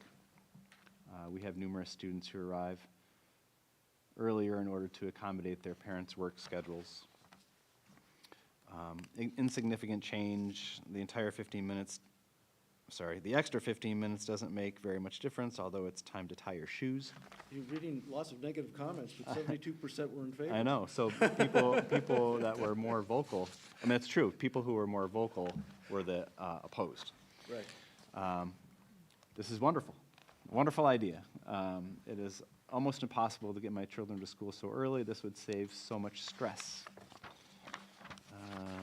Let's see, I think that was about it. Oh, here's one. This would be helpful for those of us that live far away. There was one other comment in here that said that if they came, so for students who ride the MTA, they would have even a longer time to wait around. And I think I could talk to MTA to see if they could change that schedule, or at least accommodate us a little bit. Because we do have students riding the MTA who do wait around a lot in the morning. Anyway, I think this is an opportunity for us to try something new. So I would like to recommend that we do listen to the people and make a change to start at 8:30. One big concern, though, was the Wednesday end time. That would make our Wednesday end time at the high school in particular something like 2:45, or right, 2:45, and it leaves virtually no time for staff meetings because then you're going into 4 o'clock. And one of the things I'm going to look into is seeing if we could end school at 1 o'clock every Wednesday. That would give a lot more time for professional development and staff development and staff meetings, which is Kim and Tobin just want more and more staff meeting time. And they love meetings now. They love collaboration, I think. Yeah, and doing away with our currently we have 3 half-days during the year for that, but if we just did it every Wednesday, then it might make more sense. So we're going to look at our instructional minutes to see if we can do that, because I think without moving Wednesdays even earlier, the school start time at the high school would be difficult. So, but I think we're in favor of it. We're at least trying it, piloting it for a year, and we can always go back. You good, Toby? Yeah, it's fine. I think contractually the Wednesdays, because we're starting 15 minutes later, it just means it's a later day. Yeah. It doesn't mean we stop at 4, we stop at 4:15. Right, but I think that gets, because though the kids are getting up later, but I think we're going to get up at the same time. It makes our day longer. This is my point. It's completely out of our control, but I'm a strong opposition to daylight savings time. And if that went away, that would be an hour different for half the year. So we can lobby our Congress people. Yeah. I think the science is in on students and sleep. I mean, they get up too early for the best learning. Well, but I think the science is also in favor of standard time instead of daylight savings time. Yeah, right. Yeah. But I think the proposals in Congress are for daylight savings time to be year-round, not standard time. They started getting some backlash when we got close. Yeah. And I think the science is also in on parents need to get to work, and it doesn't work with what students need. It just doesn't. I think if Jason, Tobin, and Kim are all in favor of this, give it a try. I don't know if we're all in favor, but we're willing to give it a whirl. Yeah, I think, as you say, I'm surprised with that mixture of students and staff and parents that you got 72% of them in favor of it. Yeah, I should have found a way. I'm not that good with SurveyMonkey to find out who Like, I think the staff and the parents were more, Opposed. yeah, opposed. So that would mean the students would have to be almost unanimous to be, for Right. that to happen, Right. For those numbers to work out. No, I think you should announce it and give it a try. I don't think you were looking for board action on this, right? No. 9.7, report on California Assessment of Student Performance and Progress. All right. So we're going to hear in April the results from last May, is that correct? I am just, all I wanted to do was get it done this year, because Erin said I wouldn't do it this year. So I'm proving her wrong. Well, I am not that excited about doing this report, honestly, because I think these test scores in our school our size are they're not meaningless by any means, but I don't think we should read too much into them. Even the cohort ones? Well, the cohort ones, our student body seems to shift around a lot, so, I mean, there is some value to that for sure. Uh-huh. Yeah. That would be the biggest value. So I'm going to skip through a lot of it, so bear with me here. Oh man, I have to get rid of my, hold on here. Oh man. Oh well. You know what? I'm not going to do the big version. You're going to see the small version. All right, so I think some of the things I want to highlight, I think we can go, you have this, and so you can check it out and answer or ask any questions, but for all of our students, we had 49% meet or exceed the standard in English language arts. And even lower in math, we're above the state average. You can see in all of our results a big dip in 2021. That was the year right after COVID, of course, but also we only had 66% of our students participate. And even last year was only 80-something, right? Wow, you're not going to read that. Yeah, And yeah. We were, prior I think it years was in the 84%. 90s. Yeah, So right. Is there a reason for that drop-off? I think that parents could opt out a lot easier in that 2021 year, and I think that they liked that, and so maybe they opted out. Even they found that option a little more appealing and easier to do. That's my only guess. I don't know why we're down to 84%, So but they would have to opt out. Do they just not show up to school that day, or they show up and? No, they have to opt out.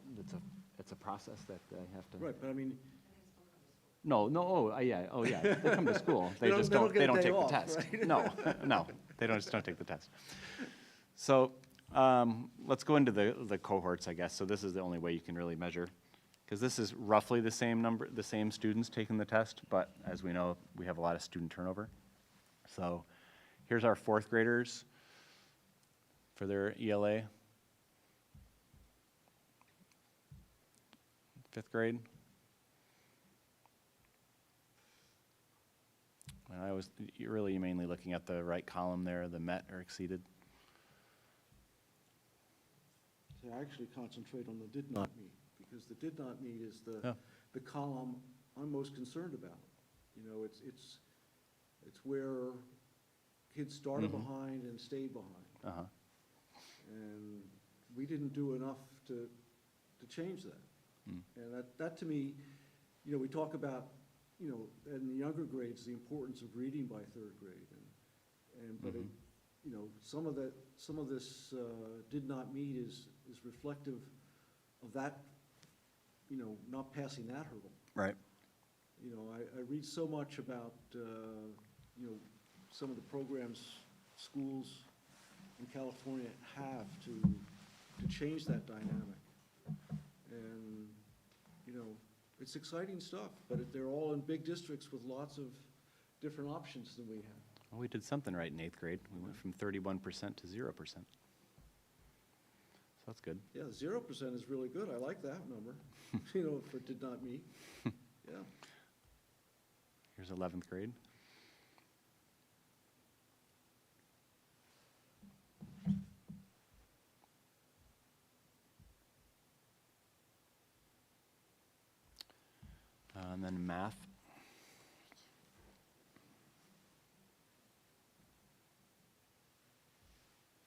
You know, Kim, you probably have the answer, and I don't mean to put you on the spot, but a child in fourth grade who does not meet their fourth grade math requirements, does that mean they can't multiply the times table to 9? It could be. There's a lot of different reasons that would, math covers a lot of different concepts, and so that could be part of it. It's one of the difficult things with the state test is it doesn't give you necessarily that breakdown of what it is. It'll say calculation, it'll say modeling, so it's a big category that doesn't give you the exact breakdown of what it is. So we probably could cross-reference it with those, because it's, compared to our percentage, it's a small number of students, so cross-reference it with our local assessments and see, look at that, because multiplication facts is something that we track in our local assessments.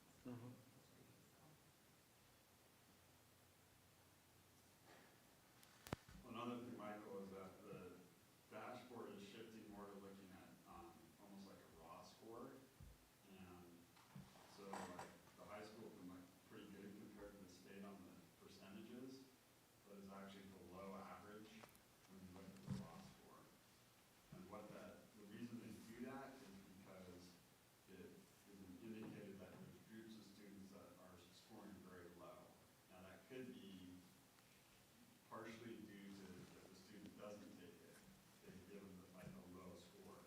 So it's not like if they don't take it, there's no score. They assign a low score. So it could be partially due to opting out. Oh, there's a penalty for Or that. it could be due to like a bimodal thing. Like, yeah, we have a lot of students well above state average or local averages that are meeting or exceeding standard, but then there's this other group down here that's not just like almost there, but is like way down here. And so our actual average score is, below. And so that on the dashboard, they do it now by points below average.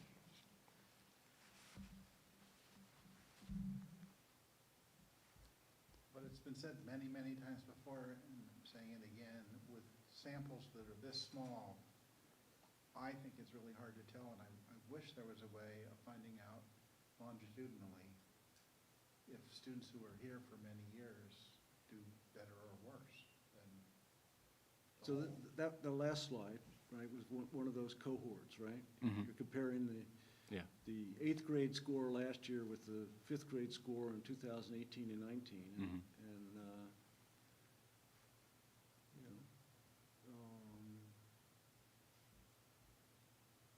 progress, but not total progress, right? But that's not longitudinal, right? If a bunch of people move into the district in 8th grade. No, Right. it's true. I mean, it's hard to know. Yeah. It would if it was static, if enrollment was static, then it would be.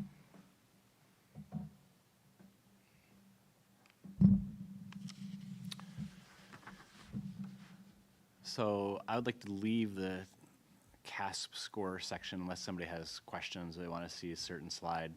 There's everything in here from students with disabilities, low-income students, students with, male, female, if you want to see any. Is the male-female disparity changed? Well, you're not going to be able to read it, but I will see what I got here. So I'll make it bigger. So for English language arts, in our district, girls have always usually, I'll say usually, outperformed boys in English language arts, and boys have typically outscored girls in math. And that's held true again, but it's pretty close here. Let me look for the boys, or the math. Here we go. Make it bigger. So 45% to 35% this year. But actually, back in here in 2018, the girls outperformed the boys. So, yeah, pretty consistent. All right. I'm moving on to some other areas because I think we can look at other areas for growth. So I'm going to look at student mental health, athletics, our response to intervention, our EL support, and then what we offer as far as extracurricular activities, enrichment, and clubs. So so what I did is I went around and just kind of talked to our staff, and I just am doing it completely on anecdotal conversations with staff members. And what do you see in your programs? What do you see as working, and what do you need? What would you like more of? And so our student mental health team, they're seeing fewer students in crisis. Last year was a tough year. We can all remember that. Fewer CPS referrals this year. We have 4 staff members. Our guidance counselor, our 2 mental health counselors, and our social worker. They're always available for appointments and walk-in. They're seeing more students just dropping in for food, and just really, I think it's the food is a reason to come in and talk to them. And then all 4 of them said that they would like to learn more about alternate modes of therapy and broaden their knowledge base. For athletics, we had 78 students play a sport. That's nearly half of our high school students. 12 sports offered. Not only that, but we were very successful in sports, and for another year, we really do have good sportsmanship. And it's both athletic directors said that. Other athletic directors comment on that, so that's good. Needs. Noah says we need a van and a volleyball net system, and there are concerns about phase 2 construction, so hopefully we can get some kind of barrier down so we can still use the gym while they're doing that construction. Response to intervention. Megan saw 39 students in 39 students. She's seen 39 students this year. 9 have exited so far. So that means that we did offer. We determined what they needed. We gave them the support. And after intervention, we were able to exit them from the program. So she's seeing that at least another 16 students this year will be exited from that program. So that's fantastic. So is that reflected in improved local assessments? Is that what the determinant of exiting is? So, Yeah, so we're yeah. reading and after, so she serves them and she tracks them, and once they meet the grade level full standard for reading fluency and comprehension, or the math concept they're working on, it could be facts or a concept, they exit. But are those keyed into the CASHI standards? In other words, are they expected to be in the met or exceed category on their testing? Well, for the K2s, No, they're not tested, but And I don't know, I can't say that yes or no either way, I don't know. But again, I would have to track them individually and see and cross-reference. right. I mean, it would help to be able to understand this data if they correlated. Right. all right, moving on. So they want more time, obviously. Our EL program, Linda came and talked about her program. 14 students have been reclassified in the past 2 years as compared to 11 on the preceding 8 years.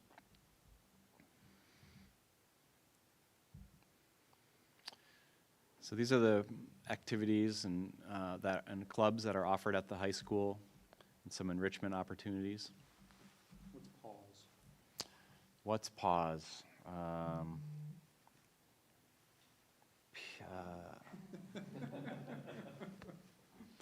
Tobin's making me squirm. I asked what it was. It's what James does, right? James Eastman, right? Doesn't he do it? Pause? Do you know what pause is? It's, yeah. It stands for something. It's a program. I did ask that, so I'm going to. Spectrum. That's the Spectrum Club. It's the LGBTQ club. Spectrum Club. The other was the Pause Club. I'll find the answer. K-8 activities and enrichment.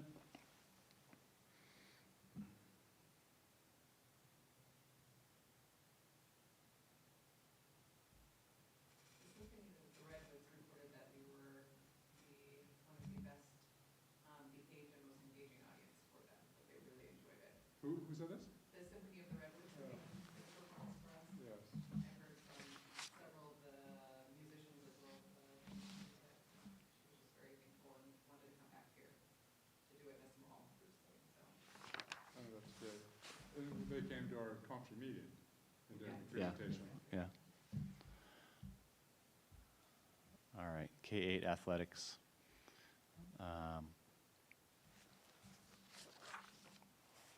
Eric just said, you know, sports are to teach athletes how to work together, be a part of something more than just yourself, teach you how to be a good teammate, which in turn makes you a better person. But we do need uniforms, big time, especially for the girls. The boys got new uniforms this past year. Oh, I didn't mention that. I didn't mention that part. Who funded the boys' uniform? I don't know. Saw them all wearing the same nice new shorts. Is Club Cardinal still active enough to, They are, but it's not, that's for the high school. they don't do anything for the middle Not school? that I'm aware of. There's no Cardinals up here. Oh, that's right, they're Jaguars. That's No, right. we're mountain lions now. No? Mountain Lions now? How'd they change the name to Cardinals? They might have had a missed opportunity. I saw my first cardinal when I was in Chicago about 5 years ago. They're on their way.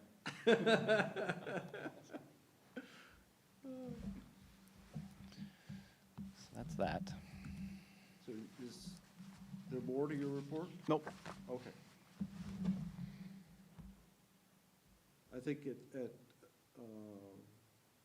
a later date, you are going to come back with a presentation on our local assessments and the CASHE. When you say, you mean CASP, right? Yeah. Okay. I'm hoping so. I think it's very hard to determine. I know that Kim's doing a lot of work trying to match that up and really see how that correlates. And you're working with your teachers to do that. We will try. I think that's one of the goals that I know that you have set forth, and I've been working on it. But we had a conversation about it, but our local assessments are, they're not always uniform either. And so, I would say that they're related in that they're standards-based, and so, you know, the state test is based on state standards as well, and so in that way they correlate. One of the things that I would have to do more work on is see, because a lot of our intervention is in pre-testing grade zones, so there'll be a delayed effect for that. So again, I have to go back and cross-reference those kids, whereas the 3, 4, 5, you know, those are the grade levels that are testing, you know, I can look and see, you know, how many of those kids in our TI have exited or what their scores are on our local assessments and look at what their test scores are.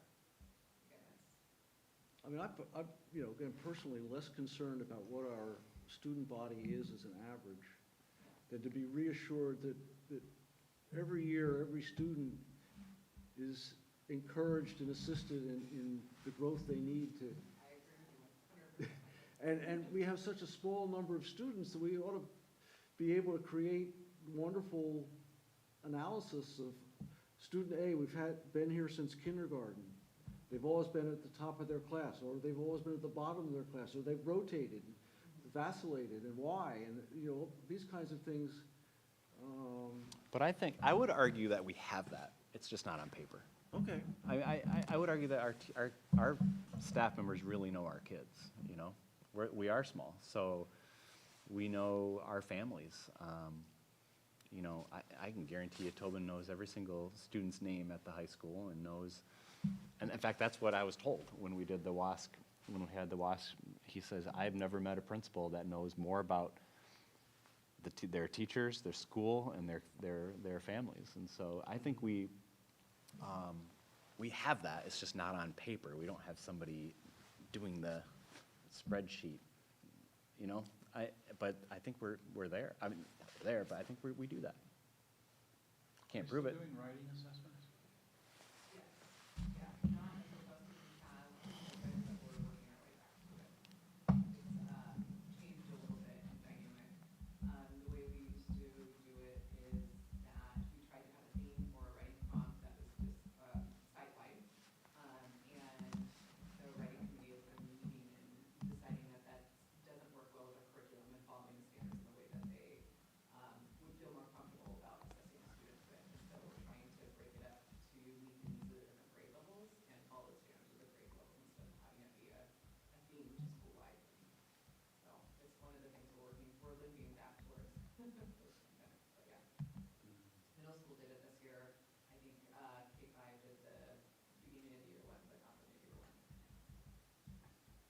And also, in terms of the COVID slump, it's been more time now. What is, you people, particularly K-8, I guess, what's the assessment of recovery at this point? It's slow, and we're getting there. You know, I feel like part of what you're saying, you know, I feel very happy that we are a small school and we are able to identify our kids by the individual instead of having to look at mass numbers and saying, we think this will work, that we know kids' background and history.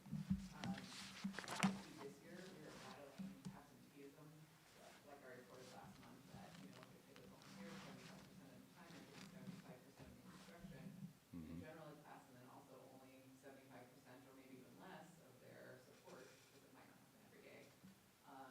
And that's been a challenge to battle. I mean, that's something I really want to take on next year, because if they're not here, we can't teach them and we can't serve them. They're not going to improve to the level that we want. But I think that we are slowly making our way there. And I think that's we're sure that in a way a little bit. But for next year, you know, one of the decisions that I was looking at is, you know, taking our flex period, which was our middle school, kind of our scale support period, that we transitioned to post-pandemic, and do we need to keep that for another year, or is it time to go back to offering choice in electives and have that be that 2 different elective periods for them? And I think we need to keep it for at least 1 more year, just to help, because we're seeing that kids still need that support at that level.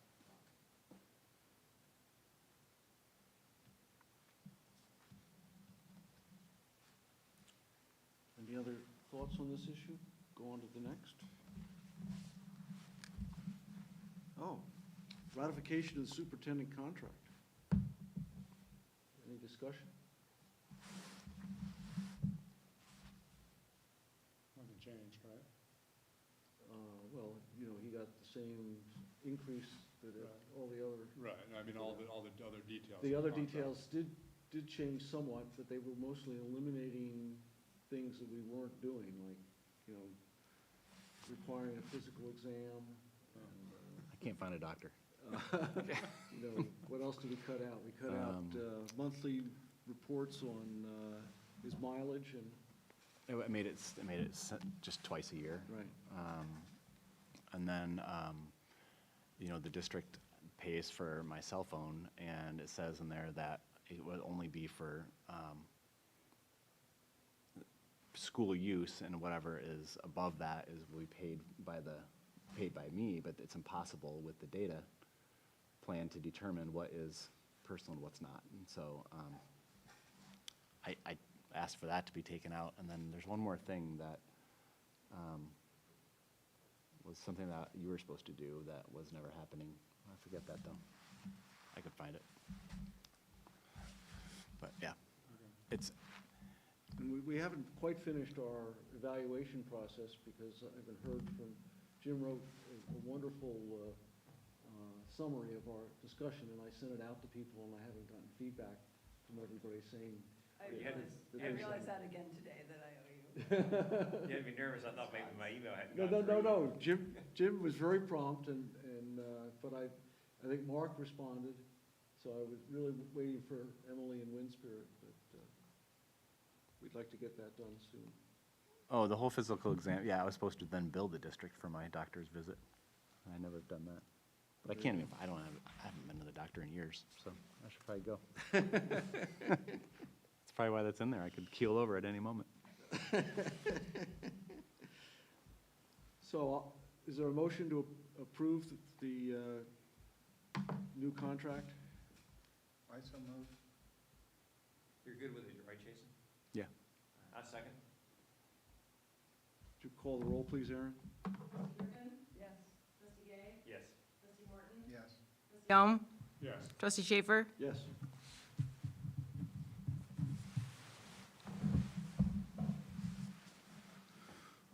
Okay. Consideration of Resolution 2023-05, initiating the proceeding for the Maintenance Assessment District.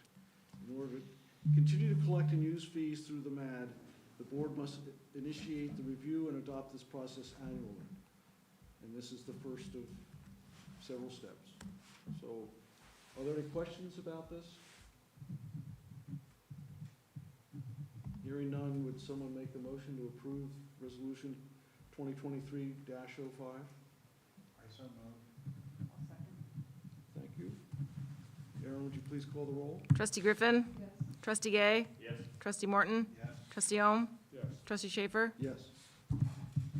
9.10, class size limits for the 23-24 school year. According to Board Policy 6151, the board will establish class size limits on a yearly basis, and this relates only to whether there's space for inter-district and intra-district transfers. And I think the recommendation is to keep the class size limits as they were last year. I mean, we can always, when we're asked to approve these applications, it's so early in the year that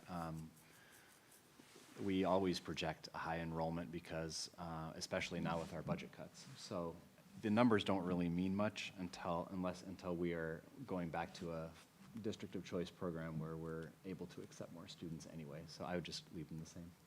I don't think it's worth changing them.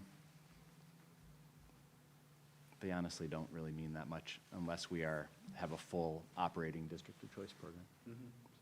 Well, but isn't it also true that if somebody in an outlying part wants to move, say, their second grade child, that if the class is full, then Yeah, this comes into play? yeah, right. But those are, that typically happens at the K through 3 level, and those are at 20. I think that's a pretty good number. Any other questions? Someone make a motion to approve the limits the same as last year? I'm going to approve the limits the same as last. Second. Trustee Griffin? Yes. Trustee Gay? Yes. Trustee Morton? Yes. Trustee Ohm? Yes. Trustee Schaefer? Yes. 9:11, board policies and administrative regulations, the first reading of board policy 4216. And this is just bringing us in accordance with the law change, right? Yep, yeah, for 6 months. So a probationary employee who's been employed by the district for 6 months. It used to be a year. What was it before? A year. The year.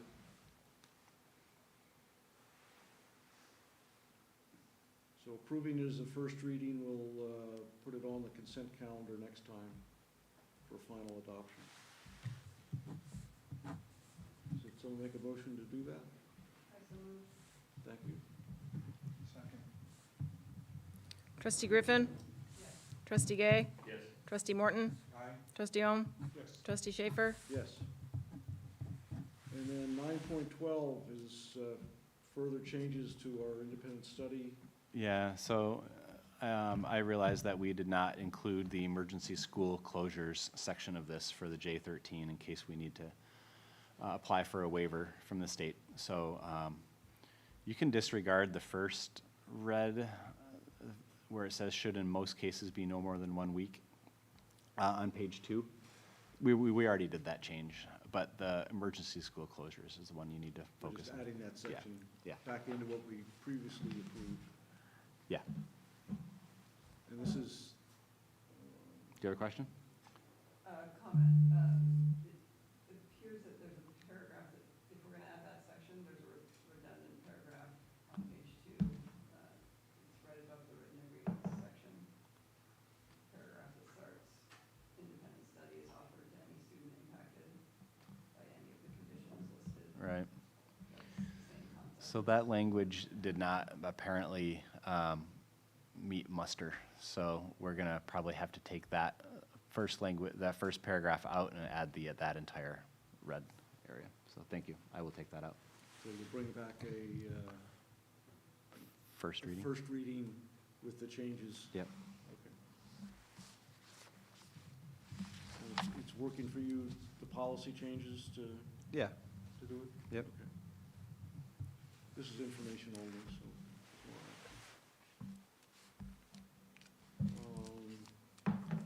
So we have a workshop on May 7th, It's third. May 3rd. What's tentatively on that agenda? So far, it's just the preschool discussion. And I could discuss scenarios in general. I don't think we'll have that by then. Okay. We could try. I was gonna schedule a call with you and Emily to discuss the agenda, Okay. but right now it's just preschool. But we could, I mean, Mark had mentioned to me earlier this week about possibly talking about cuts, future cuts and future programs and what we might look like. And, I don't know, it's just, it could be a very sensitive meeting that I don't think I want to make sure it's very well thought out, and I don't know if we want to start going there yet. Until we have more information, until you have more information.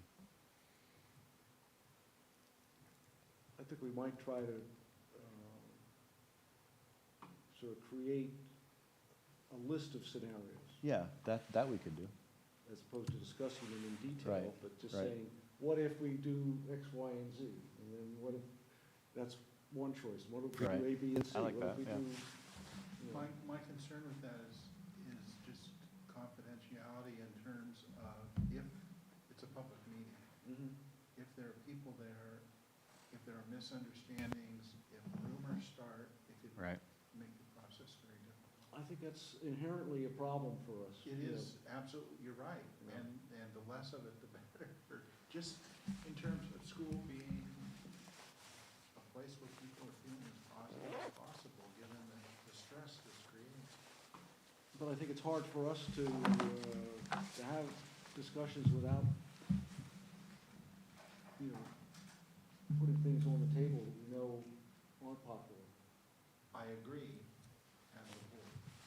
Yeah. And so how do we have that discussion? In closed session. Because I don't think you can do it in closed session. I think you can, can? with dismissal, release, Okay. also negotiations. I think that, Falls in there? I think it would. Okay. At some point, it's a public discussion, but not at first. Okay. Right. That's how I- But maybe there's a middle ground there, because I do like the idea of getting your input or feedback, and then just say, hey, go figure this one out, or go, but yeah, you have to be careful.